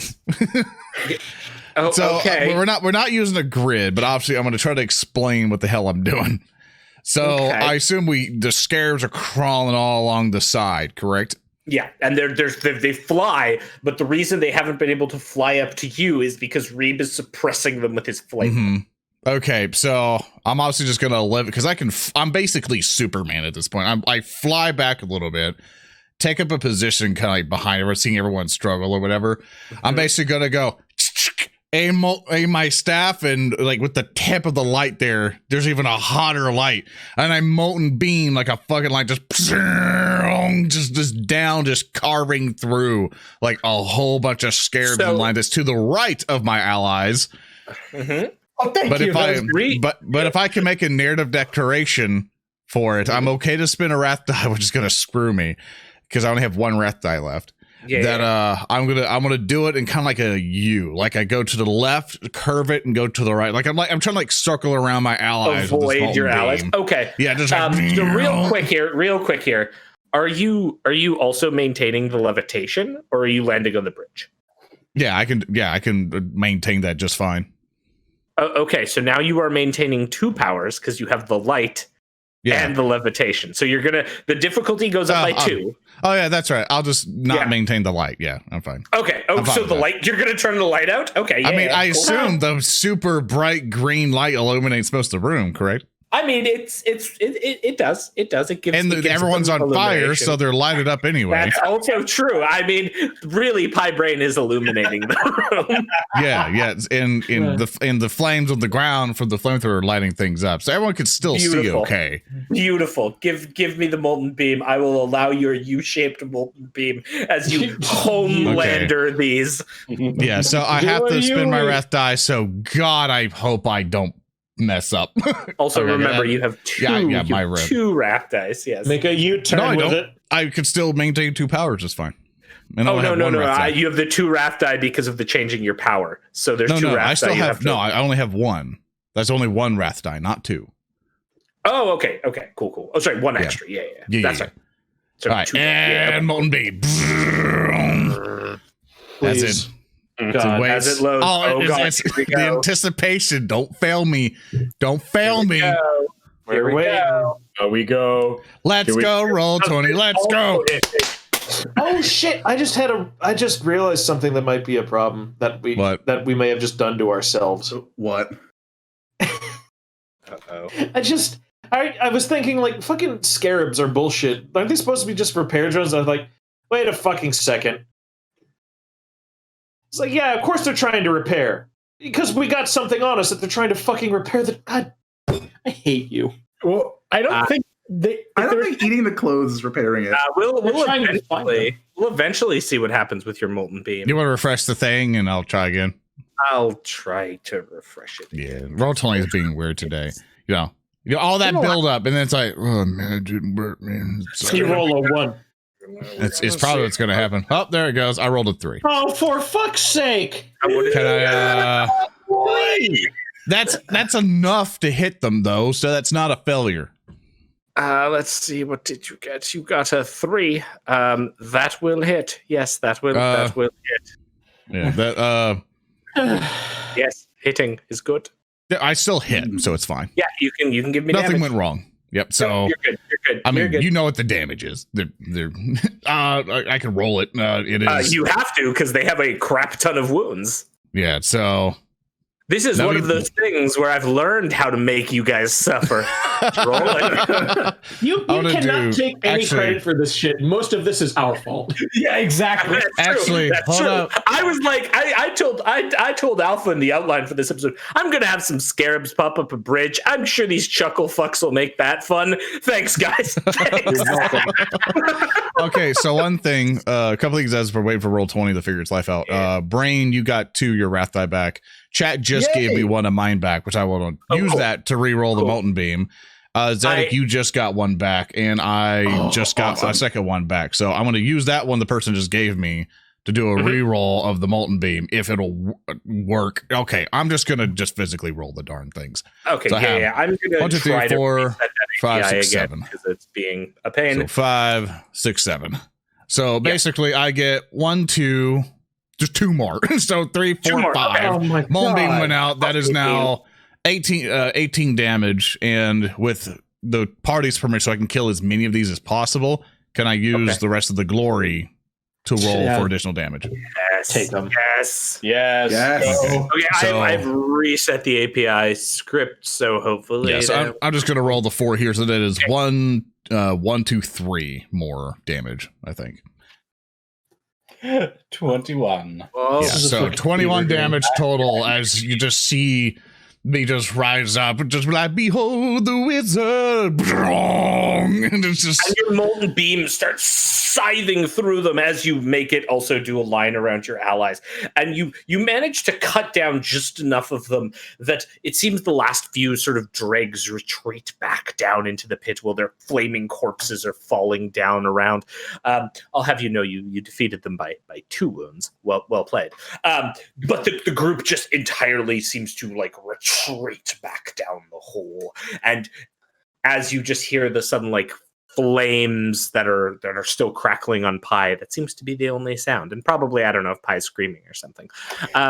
So that ends the first round of combat. Well, we now technically are still in combat time because Pi is on fire. Who would like to go first in the fire, the combat round against the fire? Who's fucking closest to him? Reeb and Lorn. Zedek has moved up, but is still farther away because he was shooting with the pistol. Can I Medicaid him through the fire? I will allow you a Medicaid check in the place of the other check to try to suppress the fire. Yes. I'm trying to fix him while he's on. The light is helpful. I need it. I light something else on fire, you boob! Please roll me the Medicaid check, and we should see. Very good. All right, let me take a look here. I believe that you can do this. You believe that I can roll a 4? A four is good enough. You Hey, managed. no, fuck that. I'm re-rolling that. Oh, okay, yeah. wrath die. Do it up. There's a 9. Nice. There we go. You managed to completely suppress it, and I will even let you restore the 1 wound to Pi as part of that. Yeah, See, so I you're had fine. to do something about that. And suddenly the room is deathly silent again. No, it is not. Fair. I mean, aside from you, aside from whatever screaming Pi is about to go on, please regale us, Pi Braine. Reeb! Do not Grab him by the shoulders. do that to me again! You were doing fine. It's all right. Have you ever had your lungs boiled? Yes, actually. Well, then you should know it's not pleasant when they're in a cast iron casing. Reeb's like closing his eyes while the sound is blasting him, like the guy sitting in the chair with Ride of the Valkyries playing in the background. And all of your like Yes, clothing is all sort of like torn up and bitten apart in places by the chomping mouths of those little scarabs. So all of your clothing, especially Pi's, which is like charred in many places and has like just black splotches from fire on it. The next time we are in a situation like this, I would kindly ask you to please point that thing towards the enemy. I did, in case Okay, you the didn't enemy that notice. is not on me. You needed support. I was giving support. I figured being on fire was a damn sight better than being chewed to death. I am an unstoppable juggernaut of mechanical might. 2 spiders cannot kill me. Then why are you scared of fire? Because it's hot! Zedek will walk up to Pi and just kind of pat off the soot on his tattered and burned robes and say, Pi, you were brave. You did a good job. Thank you. You're right, I did. And by the way, no more of that brave Lemurian warrior thing. I'm going to make a tactical move. Oh, you call me a coward. I'm going to make a tactical move. Oh, you set me on fire. From here on out, it's just running forward and smacking things. Yes, we wanted you to... Look, Braine, I will concede that perhaps it was not an advised tactical decision, but you asked me to be the wingman, and I made you hot. Oh my god. That is technically correct. We're moving on. I flip forward. Lorn, you like trudge up to the end of the bridge, go up the stairs, and you see this base camp where it looks like there was very clearly some sort of like sleeping cot set up. There appears to be knocked over equipment. There's the remains of a Vox tower that looks as though half of it has been chewed apart, and then sort of nestled between the Vox tower and one of those pyramid-like protrusions from the ground is another case that looks like the two previous you have seen that control the sort of Rohekta data logs, which is again clutched around by a servitor. And as you approach, the servitor's nameplate reads Robert Moser, and it just clutches onto this box, though this servitor has clearly been rendered entirely apart, just down to the mechanical components, almost like a mechanical skeleton holding onto it. I yell back, I have another one of those logs. We kind of... Okay, I'll be right back. Okay, I'm over the fire thing now. What I'm going to do is, before I go up to those logs, there were a lot of dead scarabs. Can I find 2 on the ground? Yeah. So as you go to basically grab the scarabs, when you touch one, it just dissolves into like chalk in your hand. They're too hot. They've been overcooked. What about one of the ones that I cut into 2? Like any of them, as soon as you interact with them, they just seem to dissolve. Fascinating. I will grab some samples of the dust. Snort it. Yeah. No, I can't do that. Oh. I know. You can. Hurry up. Okay. And after gathering some samples of the dust, I will head up to the recording and I will attempt to see what happened here. Yeah, you may press the button. It please to be done. Okay, I pressed the button. This is Rohekta. After entering one of the larger chambers, I discovered a seemingly bottomless void spanned by bridges. This area also seems to play tricks on our Auspex units, which report radical depth analysis from the pit. It also appears that our mobile Vox units have become unreliable this deep into the complex. I am having Beta 4R establish a perimeter camp, and then I am sending him and half the unit back to the surface outpost to report. I shall stay behind to continue my research here with the remaining Skitari. This is Junior Magos Rohekta, ending report. Blessings to the Omnisire and Lemuria. At this point, I think we're going to take our break. Alrighty. Yeah. All right, we'll be back chat in a moment. Thank you all so much for sticking with us. We'll be right back as we stretch our legs and take a quick break. It's imperative you watch it, Hulky. I mean, it's like a cornerstone of the internet. You gotta watch How to Grapefruit Yo Mang. Yeah, It's an important video. It's an important sound as well. You have to learn how to do it. So it's just, it'll give you tinnitus. So I'll be announcing my departure from the WarHams cast. Just because I wouldn't watch the video, come on, you're being unreasonable. I'm not watching it. It's not. I don't like it. It hurts my ears. I'm sick of it. I'm being bullied here. I can't. Door's right there, Hulky. We got like 1 million people we could get to replace you. They will all be willing to watch it. Goodbye.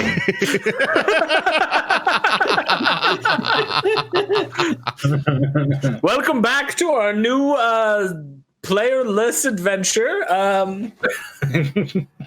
Play the game by yourself, nerd, and just leave.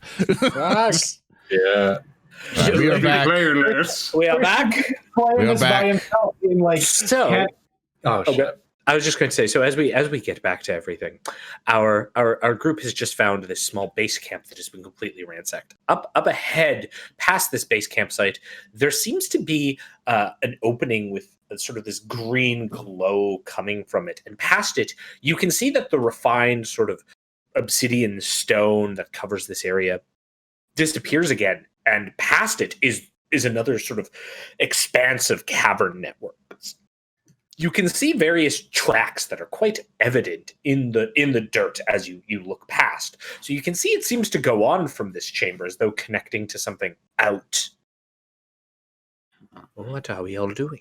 Well, this is very interesting, but to work. And I'm going to try to fix my power sword. Yeah, give me a tech check. I don't know. As you're like hitting it and trying to get it to react. Let's see how it goes. I'm going to pump 2 glory into this. Okay. You can spend more just in case if you need it. Boom beat. Let good. us see what happens. Let us boom beat. Let us see what happens. So, but before anything, Yes. so Braine, Yes. you want to know the unfortunate part about this? Oh yes. What? Chat has deemed it with their contributions to make that a complication. You did what? Would you like to know what the complication is? That 7 tech check, unfortunately, has to Is be he a on fire? complication. Would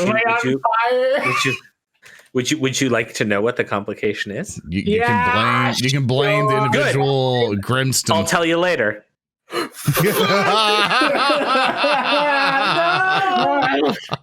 You at hell?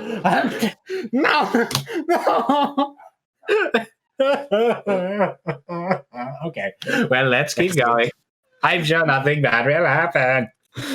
As you continue on, just past the sort of doorway leading back into the cavern system, you see more scattered sort of detritus on the ground. It looks like the remains of a boot. There's some tattered red cloth with blue stripes that looks almost similar to the style of robes that Braine has. You also see embedded in the wall, having seen some of this before, are 3 immense craters, and on the ground, you would recognize these are 3 bolt shells from a bolter. Intriguing. I will examine them. Perhaps there will be some evidence of whence they came from. I don't know. You don't have to give me any kind of check for this. You start examining, and when you do, you get a sense of the area. It looks like there was some kind of engagement here, probably against more of those tiny Xenos forms you just encountered, those mechanical scarabs. However, one thing you do note is another data pad that's sort of nestled by the boot and with 2 of the casings beside it. This one looks like it was dropped face down, so it didn't have any of that glow. It wasn't noticeable. Quite possible it was just dropped. Wait. Lemuria does not often utilize bolt weapons. This must belong to the Fuckerby. Fuckerby. And as you say that, we cut to Lorn's face saying Fuckerby, and then you pick up the datapad and turn it over to see the text sort of glowing at you. What does the annoying man have to say to me? The Megos has clearly lost his faculties. He seems to think it's a good idea to go deeper into the cave system. Were it not for the importance of this mission, I, Slayer Burgo de Fuckerby, 24th of my name, would have given up hours ago. I am simply at wit's end with my companions. One seeks to burn everything in her path, while the aspiring angel of death keeps referring to me as bub. Hopefully this little sojourn will come to a quick end when we find the errant Megos. It seems as though we have quite an eclectic assortment of people we must kill. I'm not looking forward to it. A person with a flamethrower and a aspiring Astartes. Do you practice to become a space marine? Possibly as a scout. Intriguing. I should hope we can simply convince them to betray their stupid idiot man who controls them. But he beat us to the punch. We must be quick about it. Well, one of them seems to prefer lighting things on fire, so perhaps at the end of the day I could just light you on fire again and convince her of our intention. Yeah, well, perhaps I could throw you off the bridge and we'll see what happens there, but I don't think Precisely my point. Does anyone have survival? I have some. It's a If miracle. you got survival, actually- give me a check. Yes, I actually think I do. Let me see if I Holy messed that up. something I that's not actually- psychic mastery. Let me Willpower, check. So we'd have it as like default. Yeah, it's willpower. So I have like a 6. Yeah. You guys can give me a check for it if you want to. I got a glory. Got a 5 glory. total. I get a 2. Okay.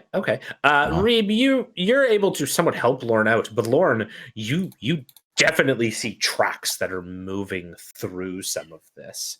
Area. Get down. And they are Tracks. Yeah. What do you smell, boy? Tracks. They're going this way. All right, go get them. Get an orb and go get them. It's crawling. as you're like on 3 limbs with one arm holding up your lit staff. Yeah, absolutely. No, it's not lit anymore, but that's right. it's Would gone. the cave It's lit up, system's right? dark. Okay. Oh, okay. I'll light it again. Yeah. Because you want me to complicate. I mean, sure, that's fine. I'll make you make. Okay. another Well, psychic we'll test. do the we'll just do the smite roll because I haven't added it on yet. Yeah, that's right. And You're good. Okay. 9. This time it's like this immense torch, even more powerful than before, and you start just like rushing down through these tunnels. All the way, your companions are following you, and each of you start seeing more like scattered signs of battle, more sort of torn cloth. You make your way further and further in, taking these winding turns as Lorn is leading you, like this dog, this wolf, towards a destination. And finally, you come across a shattered servo skull that looks as though it flew into the side of a stalactite based on its placement. Its skull cracked open, and underneath it, in 2 manipulator arms, is another one of those hololithic boxes. As I get up to it, I was like, I found it. And imagine, I don't know if you ever saw like Team Fortress like Gmod videos where I just slither all around, all around it, and I stop and like, I found it. There you know. I will open it and press the button. Yeah. It Press the button to play it, and yeah. This is Rohekta. After a week, I was forced to abandon the campsite. Strange Xenos forms attacked the site, bursting out from the walls of the depthless pit. They swarmed from the pit and overwhelmed half of the Skitari before we managed a retreat. I lost the others in the tunnels nearby. Auspex has stopped working.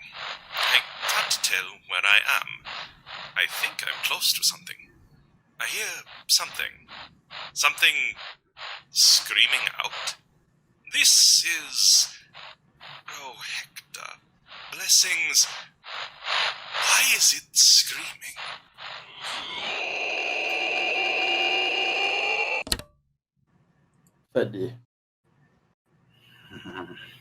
Oh. well then. Ah. I don't think these mechanical creatures are supposed to scream, are they?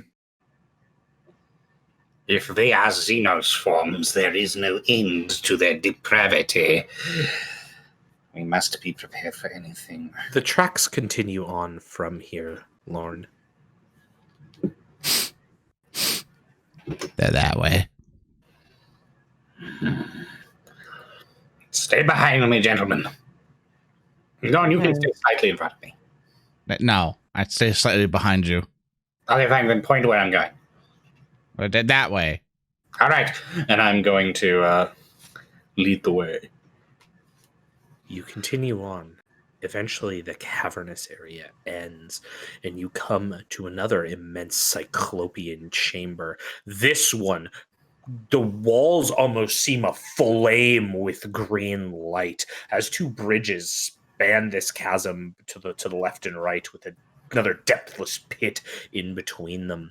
Further up ahead is a massive rectangular arched doorway that is inscribed with hieroglyphics on its side that seems to go further into the complex. As you step into this room, like all the sounds of your footfalls deaden as you touch some of the obsidian stone here.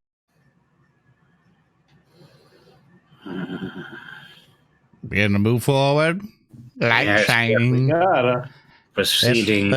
This little light of mine. I'm gonna let it shine. Just slowly. This little light of mine. I'm gonna let it shine. Yeah, Okay. Probably shouldn't be talking that loud in here if we don't want to attract. Mine. I'm gonna let it shine.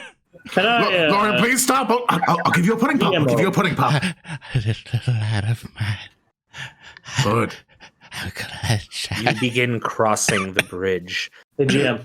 Yes. Can I roll an investigation to scan the surroundings for any particular signs of non-green activity? Absolutely. I will. All right, totally. because I want to see if I can find any other hints of something. I rolled a 4. 4. Yeah, with a 4, what you're able to tell is the light seems to be coming from these slits in the ground, sort of beaming out from some technological apparatus you can't see. But as you start getting close, you see the walls. That's when you realize the walls are coated in these thin veneer of more of these scarabs. And in fact, the walls here are entirely made up of moving scarabs, as though the walls just undulate with their movements as they slowly clamber over one another. They don't seem to react to you, but they just move. I'm going to take the rock from my bag and I'm going to throw it on the ground. A moment later, the wall seems to like running water. A swarm of several dozen of these little scarab forms come off and skitter towards the rock on the floor and grab it. And like a little errant pool, they sort of move back the way you entered, clutching the rock. Gentlemen, please dump the rocks. But hold on, they only reacted once you threw it on the floor. Maybe we can still leave with our bounty in tow. Let's discuss that when we are actually leaving. Let's just pick up the rocks when we're leaving, not going in with the rocks. There's still more out there. I like my rock. I'm going to take my rock and drop it. And the same thing, the wall just leaks scarabs, which come and pick it up and then chitter off away towards the entrance. Zedek, whatever you may have absconded with, also please empty your bag. Zedek shifts his eyes to the side very rapidly, but sees the party is not going to let him leave it without an empty hand, and fine, and tosses the little obelisk out. And they come by and clutch it and again scamper off. Let's keep going. No, nothing has even happened to make you go insane yet. I will fucking bolt you, you understand me? You continue walking forward, eventually reaching the doorway at the end of this chamber. Past it, you see more rocks. What you notice is the connecting chamber seems to have suffered some immense collapse. The adjoining chamber has rocks that have fallen from the ceiling, smattering down, creating all sorts of debris. The walls here also seem to no longer be visible. There's none of the black stone, the obsidian, the glowing green. Instead, it's just dull brownish rocks all around. However, what you do notice is up ahead, towering at the opposite end of the room, is an immense ziggurat-like structure that rises up from the ground, probably some 7 by 7 meters layered up, on top of which is this glowing, fractured green crystal that almost floats in the air, suspended. As you step into the room, the ground here, you see has that same sort of dark metal feel, like this dark obsidian, but sections of it appear to have been ripped back, revealing like strange conduits and cabling with green energy pulsing through. You enter into the chamber. What do you do? Reeb, There are no exits aside from the way you came in. Reeb, do your history books tell you anything about whatever that is? Because I gotta tell you, I don't get a good vibe from that at all.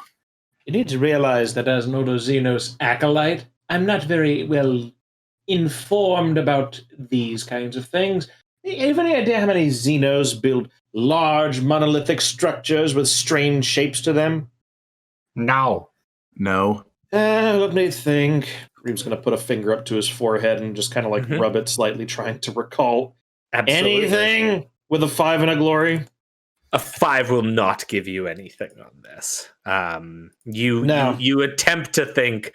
You gain the glory from more your concerns of what you're seeing, but you don't have any idea what kind of foul Xenos would create this particular thing. I haven't the faintest. I have seen many battlefields, and I have studied Lemurian technology. Might I attempt to make a tech check to understand what we're looking at? Are you going to get close to this thing?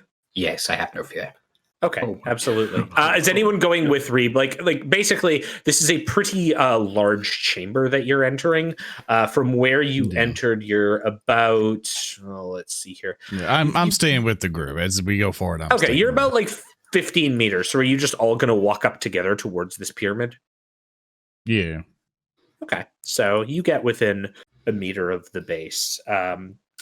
Pi, you could tell that the way that this thing is steeped, you could probably climb up it if you want to. I love climbing. I'll do it. Give me an athletics check. Yeah.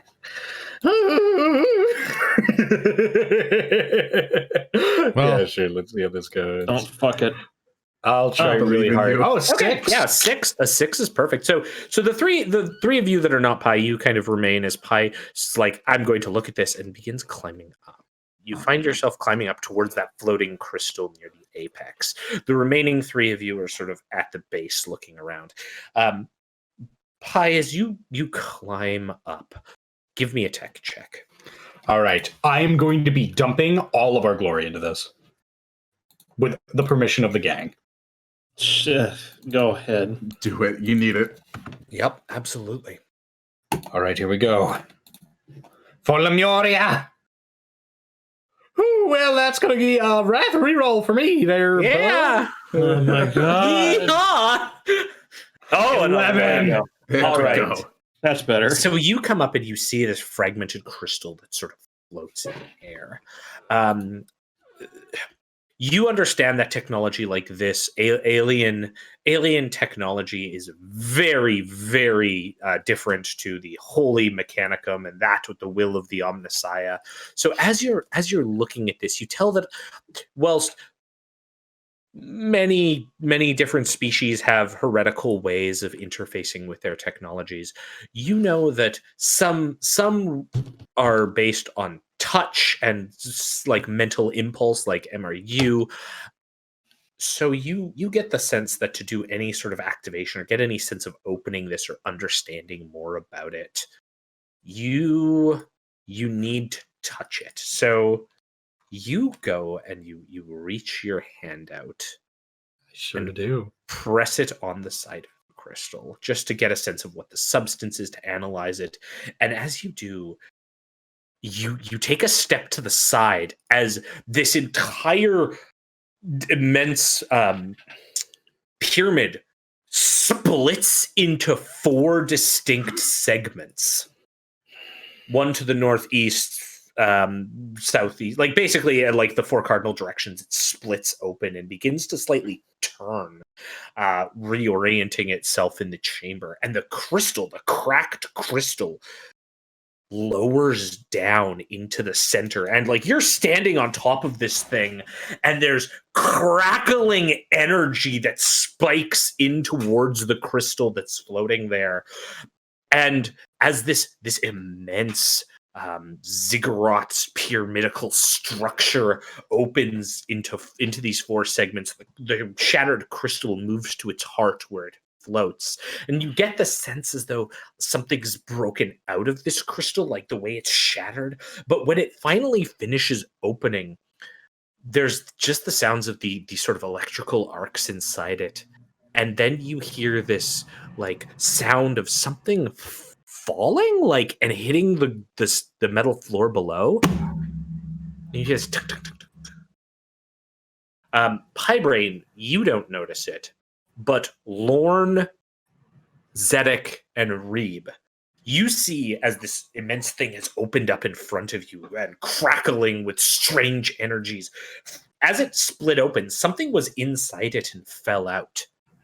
And what fell out onto the floor is a small metal cube, handheld, something you could easily just pick up in your hand. I grab it. Noise. Who grabs it? Wait. Ron immediately points to it and goes woo woo woo woo woo, and I phantom grip it. Okay. As we wait for the roll, just say, to say that things happen and things occur. Absolutely. 5, 6, 7, 8, 10, 11. Okay, we'll just do 2 of these. 1, 2. Sure. Just Buckle do my that. shoe. I see it there. Oh, you grab it. You grab it. No problem. Yeah. Oh, never mind. There's the thing. Well, we'll take that one. With an 8, you grab it. It flies into your hands, though. As it no, I'm not touching it. I ain't touching that shit. What are you doing with it then? To hover, I'm just holding it up. Okay, yeah, it picks up and floats in the air, sort of moving it like just like a floating display. As it floats in the air, though, Lorn, your nose again starts to bleed just a bit. It's not good. It's not good, boys. Lorn, move aside and bring the thing closer to me, please. Yeah, I hover it to him. Just as long as he's not like near the thing. I'm also going to approach this cube. At this point, I assume I know what's going on. I think you like slide down the side of the pyramid to regroup with your allies, and you kind of all sort of move off away from like this pyramidical structure that's floating, kind of forming a little square together as you're all beside one another with the cube sort of floating. Be cautious, Reeb. If it is technology, it may be best if I examine it. I'm going to make sure that it is not... Well, given the fact that I don't feel like I'm necessarily burning up, it is safe to assume it is not radioactive, which is a first and foremost. It is not safe to assume, but go on. Well, you know. I'm going to pull out my mono knife, which I use as a scalpel, I guess, and I'm just going to rotate it using my knife. Can I see any... Is there anything on this little weird cuboid die thing? It is a pure silver cube. Perfect, like a cut of metal. There's nothing else on it, like nothing on the faces? No.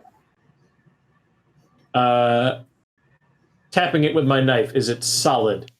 As soon as you tap it, the cube stops. with enough force from its movement that you kind of have to move your hand back, and it stops mid-air. Lorn, you feel your psychic power immediately be cut off, and another nosebleed begins to come down. No, not the other nostril.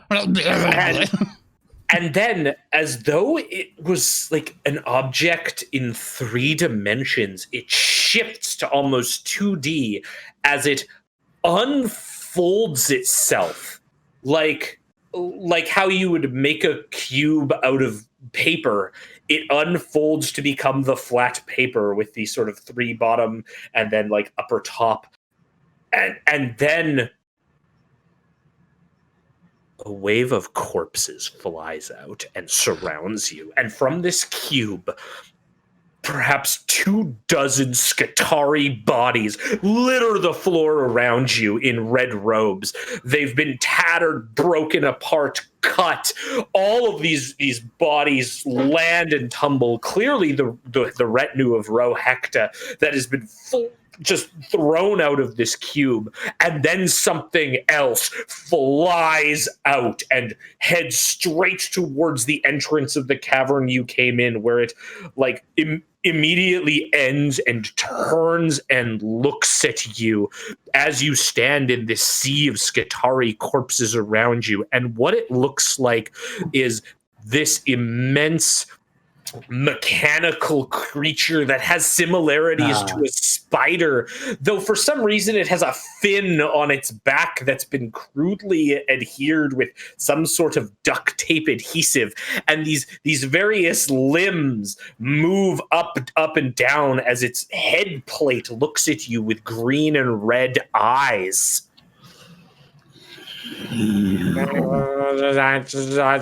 And it seems to like jitter and move as you're all in a morass of Skitarii corpses. All right, who wants to go first? We're in combat.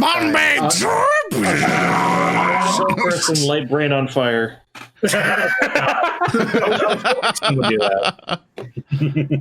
All right. No, yeah, definitely. I think Alpha Strike should go first. So Lorn. First volley, 3 glory, going right in, boys. Absolutely. Just chuck, go, and just immediately molten beam. Sure. And now you're going to miss. Yeah, let's see what happens here, friends. Yeah, and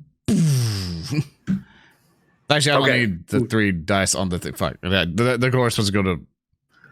No, whatever. I did it first, so it goes to activate. Okay. So you raise your hands up. Yeah, I want to use the glory dice to do damage. That's what I want to do. I did 3 for no good reason. For some reason, obviously, roll 20 is going weird. So we're gonna do a quick old.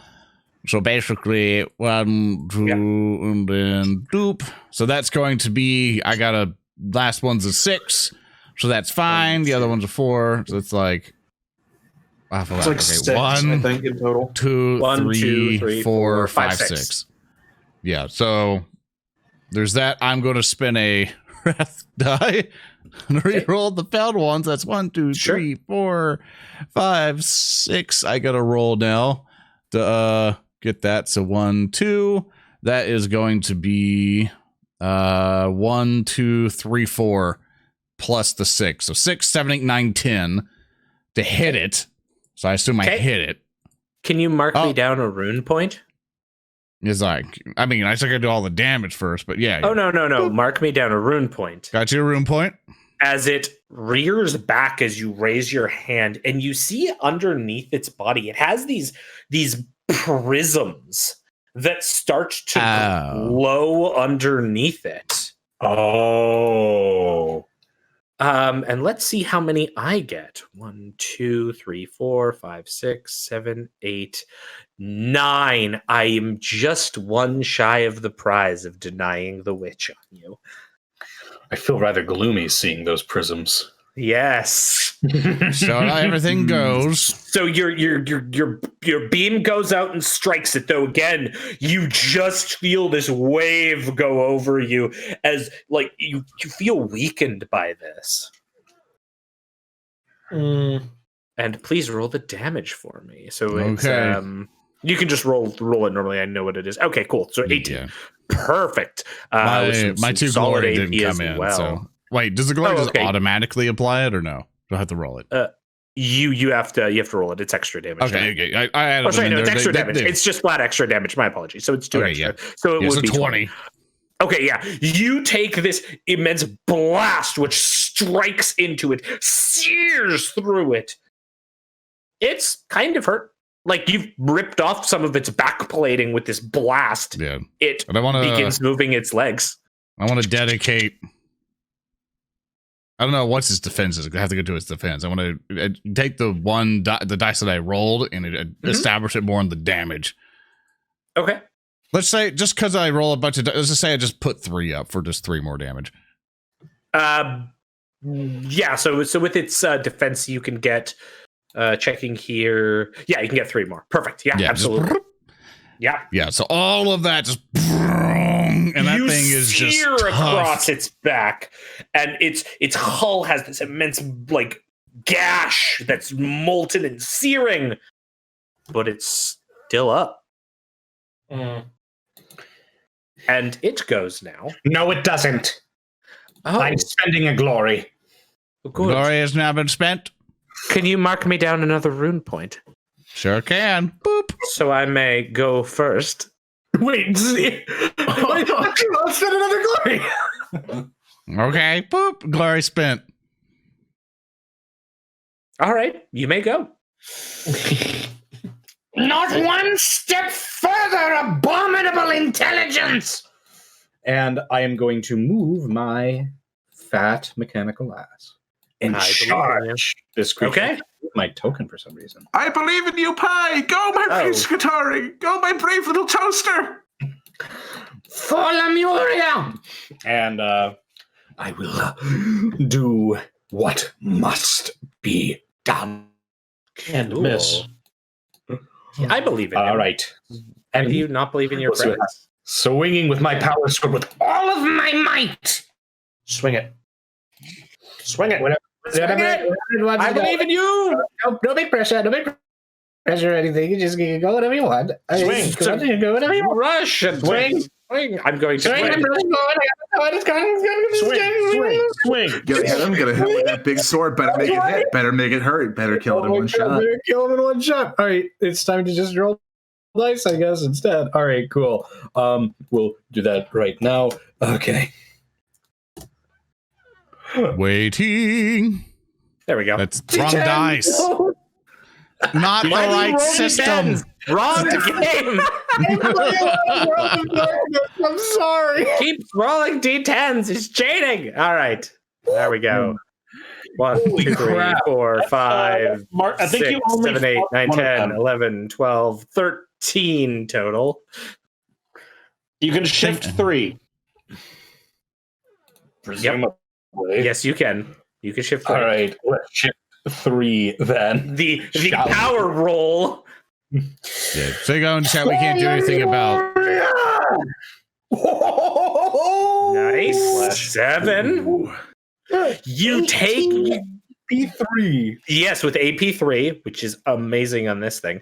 You skewer it underneath, the weapon coming up, and it cleaves through a bunch of it. You hear the popping of these like internal circuits, and it just pops out the other side. It is incredibly poor looking, but it's still standing. Oh, don't tell me now. So is anyone else going to try to interrupt and go, or is the? We got 3 glory in the pot, boys. Sure, you do. Captain Zedek or Reeb. I don't have a whole lot. I'm gonna wait for a moment. You can either Zedek. go and set it on, or him and me on fire, or I can go and try my thing. My weapon's not gonna pin it. I think not very easily. Well, if there's a bunch of Skitarii on the ground, maybe they have like an arc rifle with them. I'll look after something else goes. So Zedek's the only one who would have to go on this. Are you wanting to interrupt Zedek? I would like to use interrupt. that glory. Absolutely. Okay. Glory down. 2 left. Gets Actually, I'm not gonna be super brave yet, but I'm still gonna move up. Take a But big to ol' help with shot confusing back. for chat, one, that thing should have denied the witch me, but failed, so my thing went through. And in Discord does garble because when we talk all at the same time, it's gonna do that. So that's just how technology works. So Sorry. yeah, we can't help that. Like we can't fix Discord. Anyway, continue on. I would like to aim at the Okay, two absolutely. Yeah. Aim and so I'll shoot. get a bonus die to my attack roll. I've and reset the API, so maybe it'll be faster. We will see. Let's find out. If not, roll manually. We're getting there. Gosh dang it. Yeah, this is so annoying. This but- is why okay. I want to switch to Foundry, but no one made Wrath and Glory for that thing. Ba-ba-da-ba-ba-da-ba. All right, roll them bones regularly, please, Mr. Zedek. Captain Zedek, even. Will be a ballistic skill. Ballistic skill with a bonus dice. To the Ballistic aiming. skill funny moment. The rare times that I actually have to memorize the. Oh, there it is. Oh, there you go. Oh, okay, And- now we're gonna wow, that misses. reroll that one. Misses. Yeah, What the totally. Fuck. Yeah, I like that. Oh, Yeah, the complication! A complication. Woo, woo, woo, woo. Wait, is that him firing again, or is that just the failed one that didn't go through? No, that's him firing again. I think so, right? Or did you click it twice, Zedek? I Uh, clicked it twice. Just take No, the that was- first one. No, it's it's the reroll. It's the reroll because Oh, it has okay, I see. yeah. Okay. Sweet. So that's cool. So you go, you raise up your pistol. You actually still miss. I figured. Which is not good. And you unload with your weapon. It goes. Don't tell me it hits his sword now. Don't give him ideas. It's a good idea. You're welcome. And it hits. I'm going to say it does. It in this situation it hits the power sword. Because you still have that complication that was banked. Oh, I do have that complication that was banked. Don't worry, I remember that one too. So No, suddenly this is it. This is it. This is the thing Yep. for it. Yep. And now it's going to go. First of all, as the arc hits Pie Braine's power sword that's embedded in this thing's chest, Pie Braine pulls the sword out. It's still crackling with arc energy. I'm going to spend a rune point. If you can mark me down. Okay. You have one left. I do. As it opens up its chest and begins spewing forth a swarm of scarabs. Oh, no. Oh, I know how to fix that. It does that, which is a thing. But then the Chungurian like looks down at you, Reeb, and you can tell what it's doing is it's raising back and slashing down with these immense claws it has in front of it. It is going to hopefully make a attack roll. If not, I'll just roll it myself. Let's see. Let's go, roll 20. Let's go. Burp, burp. I believe. There we go. Does 4 hit you? Nope. Nope. I parry it because I have 4 defense, 1 extra with my power sword and melee. What rings you got? What rings you got? Oh. Okay, cool. But hey, guess what I can do? Huh. You can hit it back. Yeah, you can hit it back. That's cool. Go ahead. Counter attack. Let us cleanse these vile streets. Do it. Let's go. Not complication though. And you But I do get complicated. 5 successes. You will hit it. You can't shift anything. You will hit it. You can roll me base damage on it, and then your power sword sputters out, completely dead. Thank God. All right. Oh, sorry, it had a 2 to hit you. My apologies. Nice. All right, so it's Or actually, you're DM. whatever it wants to roll. You know, it can do that when it different. You can just roll the damage Feels dice like and tell me. It's going to get the hurt, which isn't good, but that's okay. We suppose. Yeah. Perfect complications. Ow! I will take the damage when you roll it, unless you spike it. And then for the Oh shit! Yeah, I can spike it, can't I? Yeah. But that's fine. You can roll it and then just let me know what. Okay, what I'll, you get. But it's going to take its second cool. action because it was multi-acting. And as it does that, its mouth opens up and it unleashes a beam of particulate matter that shoots out from its tiny mouth towards one Lorn. No. Oh, by the way. Yeah. Someone just contributed to make that a complication. For me attack. or yes, for you. Or for the Okay, yeah, that's fine. Yeah, that's cool. Oh, I don't think a 1 hits you, does it? Wow, No. what a shot! No. I think to hit with something. Wait, well, Wait, no, that's well, just ballistic skill. my defense is technically 1, so does matching means it wins, or do I? Yes, it does. So Yeah, it hits everything you. can hit me. So everything's going to automatically hit me. So I mean, I could have not rolled a 5 on those 4 dice, but that's okay. It does. No, hit I mean you. like it's in like it's nearly impossible. So yeah, Oh I get yeah, it. You have to roll a 0 to not hit him. Yeah. Correct. Which I mean can happen on d6s. Let me see here. Its mouth opens and it hits you for 12 points of damage. All right, I'm down, boys. Oh god. He's dead again. Yeah, so much to where it goes over half of what I got. Okay, cool. So that's going to matter. Your determination that a little bit. I can't. Well, you can roll determination. I can roll like 2. It's still taking me roll out. it. Why is it every time? You got to try, man. I cannot. I am down. I can't go even if I'm less it means down. I have to heal you less if it works. Yeah. Heart of the cards. You don't kill me from the negatives RNG. and higher. You just heal me and then I go up. More sense for him to not try to lose shock, because he's. No, that's fair. That's fair. Because what's going to happen now is, by the way, just point of order, it takes 14 damage from the power sword AB3. Oh, okay, cool. It's okay. Got it. Went through. Yay! It looks pretty beat up.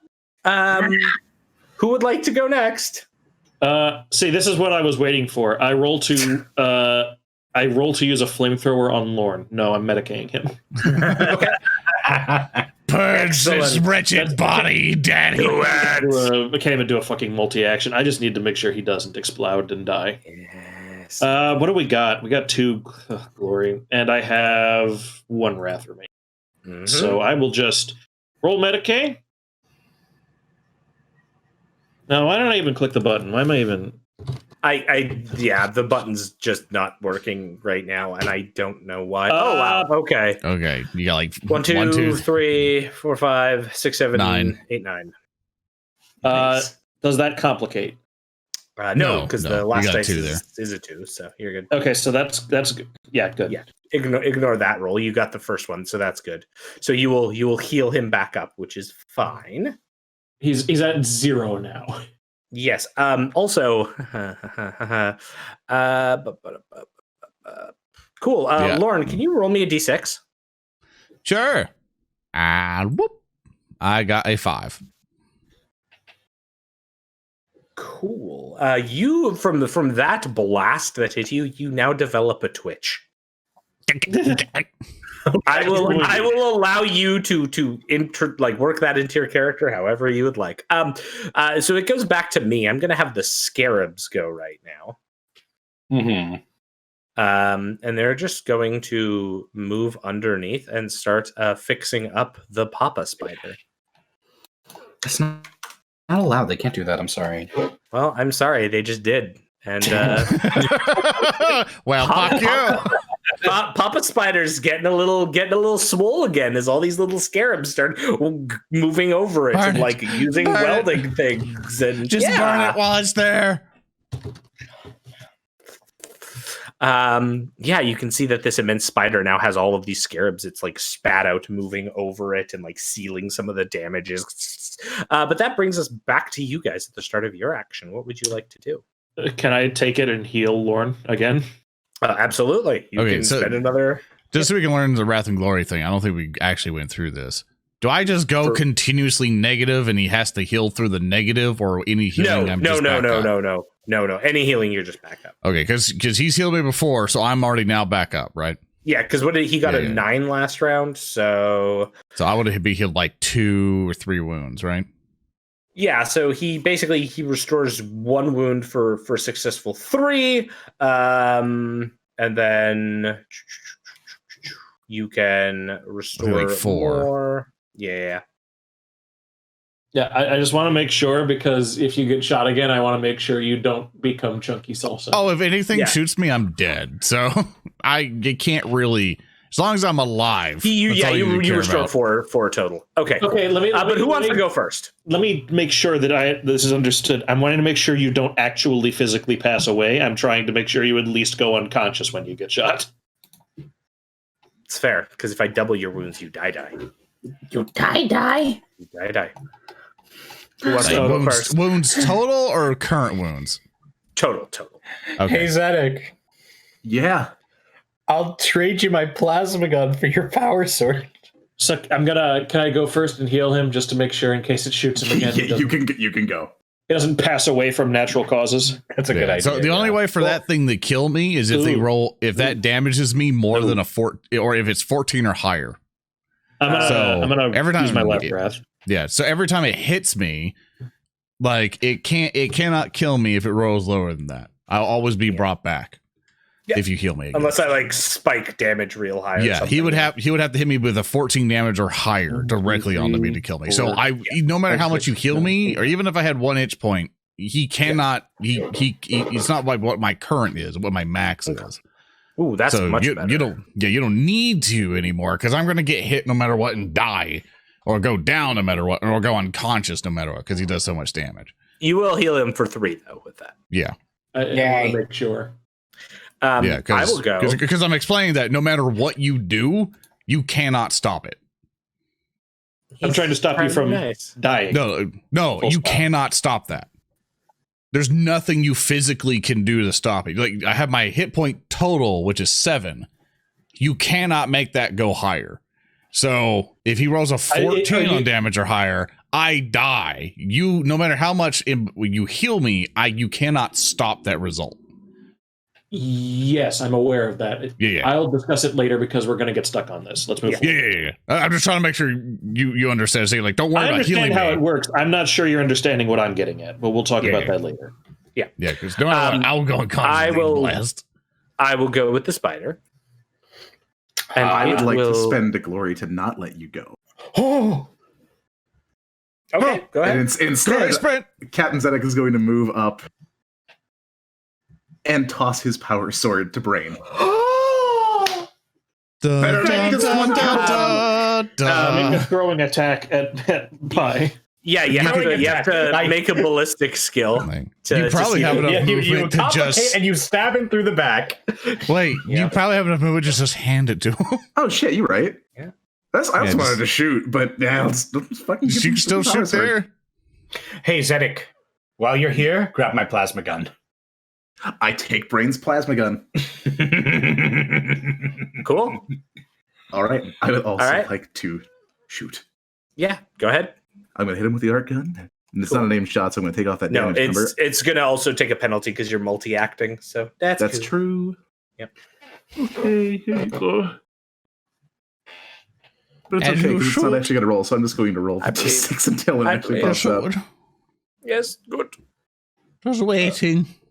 It's good. I need waiting for the roll 20. The roll will happen. You want to wait? Just roll manually. Yeah, every time it's combat. Roll 20 doesn't help when we're trying to do combat in a fast manner, and we're just like, come on. Yeah. Come on, roll. Wait, it's awful because all of our 2, 3, 4, 5. That will sadly miss because of the double action. Oh dear, yes, that's fair. And we will not take the complications. So. Thank you. Yeah, we won't take that again. However, I will now go. And I will go to town with. No, you won't. Yes, I will, because you can't do stringed seize the initiatives. Okay. That's what you're going to sound like in a second after I'm done with you. Wait, you're going to hit me? You're approaching me? Oh, I'm having the spider go. And the spider Okay, that is scary, yeah. is the spider is going to go, and it is going to attack you. This time, it's seemingly focusing on you and raising all of its big scary limbs and going glop.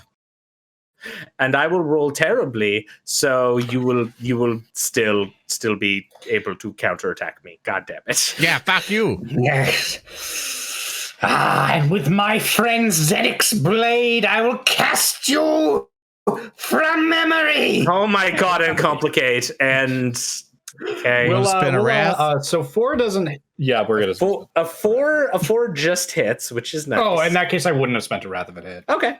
Cool. Oh, Yeah, okay, so okay, ignore yeah, that. well, okay. Yeah, I we'll just put won't be that. shifting anything. Yeah. Okay. I'll roll Fail. damage. Nice. 14 again. AP -3. Yeah, your weapon goes up into it, tears out a bunch of it. It is looking so bad now.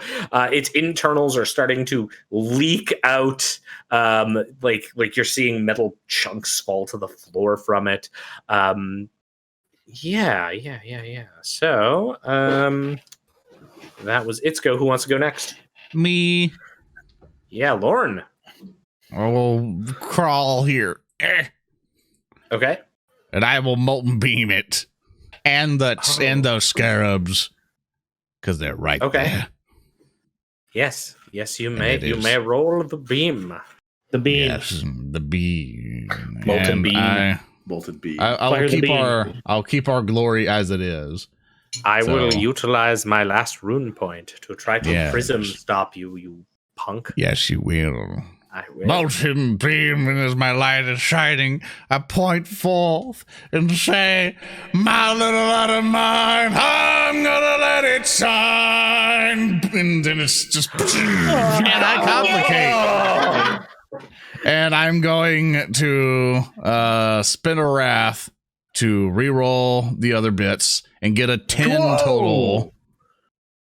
I still complicate. So what amazing wrath issue ding do I get? What do I get, So Mr. Game Master? that's right. I still succeed in all that, in which I'll just roll the damage, but it's like, so I'll just roll it real quick, and it's 18. That's all I can really do.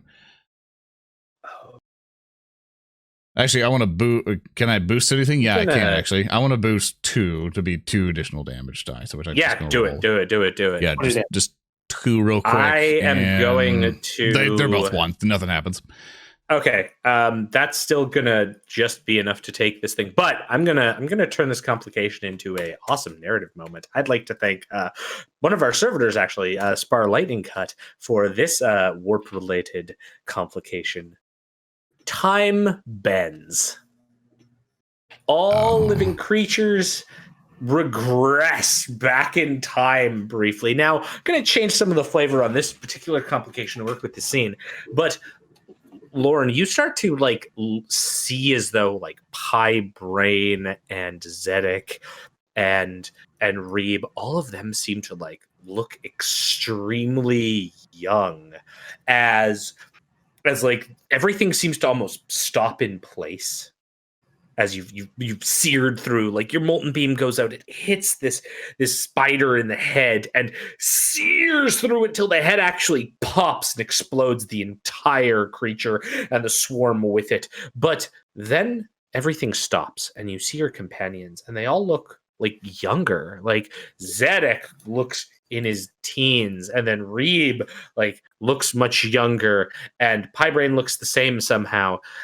I wonder why. Yeah, and as this goes on, there's a stutter, and you notice your molten beam retracts back into your hands, and there's this blur of movement as the spider repairs itself back to its full intense appearance, and you see it staring towards you, Lorn, looking at you, and you know fear at this creature's appearance as it looks at you, its eyes staring. But then all of this seems to stop again, this movement around you, and suddenly the the spider seems to like dissipate into tiny particles that are being pulled magnetically towards you. And suddenly you look down, and in your hand, you see that you're holding onto that metal cube.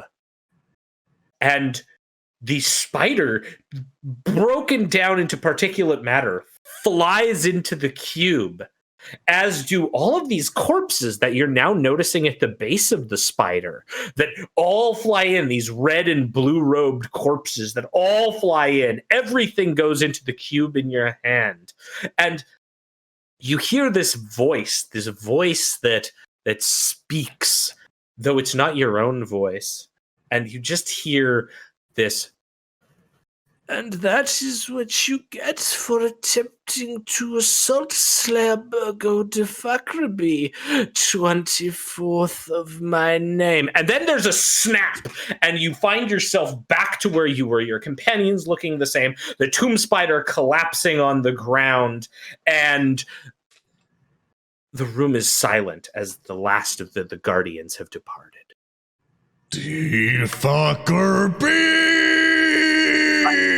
What just happened? What just happened? Is the spider is dead on the ground? The spider is exploded across the room from the molten beam. Its fragments have landed into the floor. It is completely ruined. Is all the bodies still here? The Skitari bodies, all line the area up here by where Reeb is. What did the Fuckaby do? The Fuckaby. I suspect he possibly instigated all of this. Then he will pay. I'm going to walk up to Lorn. Let me see the device. I hand it over. All right. I'm going to fiddle with it. I'm going to see if there's some way, pointing it out at the corpses, to put them back into the device. You don't seem to be able to utilize it. It seems to just be this nondescript cube in your hand now. Can I use tech to get it to function? You don't feel like it's active at all right now. Like it seems dormant for whatever Don't worry reason. about that now, Braine. Let's just make sure everyone's okay first, and let's see what brought this team down here. I'm going to stow the cube on my person. Mm-hmm. Yes, we must. Jesus. Ooh, car. We must learn what happened here to these brave Skitari who gave their lives in this labyrinth. Are you going to take a look at all of the bodies strewn about here? Yes. Would you like to give me a tech check on some of them? I would love nothing more than to roll tech. All right. Oh, shit, I do not have 6 extra dice in this right now. Still had the glory big bump. I'm going to spend 3 on this, because this seems pretty good. Absolutely. Okay. Let us see what happens. Ooh, 5 and a glory. Yeah. So with that, you're able to get, much like you did with the servitor, you're able to get a bit of visual data that you can plug into one of the hololithic units. And it seems to be the audio visual data of one of the Skitari. It seems as though the Skitari advanced into this chamber at some point.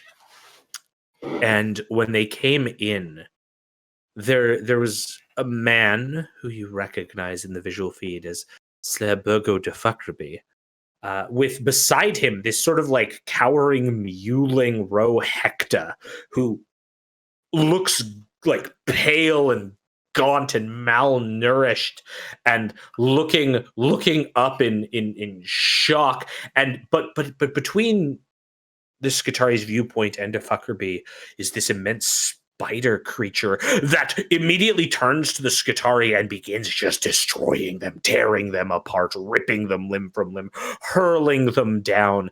And then the audio video falls to the side, and you see much of what like Lorn saw, with de Fakraby holding out this cube and sucking everything into it. And then de Fakraby like looking down at Roe Hector and then just saying, as the video seems to stutter as it like flies into the cube, and the last sort of images you catch are this like tumbling eyesight, and you just see Defuckerby turning as the cube is finishing this suction, and like, well, Hector, it's time we must go. I have important things to attend to now.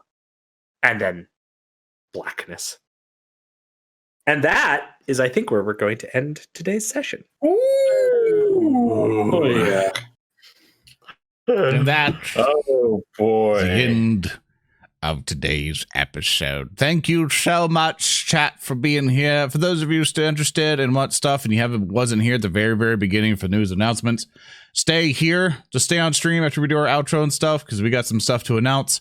But currently, let's go ahead and reintroduce to you your cast members. Skatari, Ranger, wielder of the power sword, destroyer of little tiny scarab things, Braine, played by Speaker D. Yes. Hello, I am Speaker D, and you can follow me on @SpeakerD on Twitter, and you can also find me on my YouTube channel, which is also Speaker D. And next up, Inquisitorial Acolyte, Savior of Lorn, Healer of all, one of our most amazing party members, Reeb Van Horn, played by Earndil. Yes, I'm Earndil, and you can find me on Twitter at Earndilio. I post very frequently about things that not pertain to TTS, and extremely infrequently about things that do.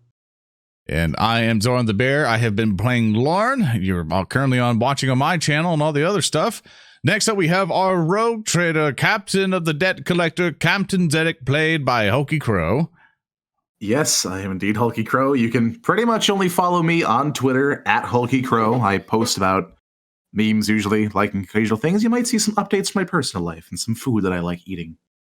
And the one who has been tormenting us the entire time, who's making this all possible, the Game Master, Thurston Hillman. Hello, and thank you everyone for going through the madness of today's session. I told you we've got Spooktober, and we have one more session left in our spooky month. Our 10th session. It's kind of I think it'll hit a lot of good notes. So I look forward to seeing you all then, and maybe we will continue some of these story arcs we have going. On the 31st. So hope you're all going to arrive.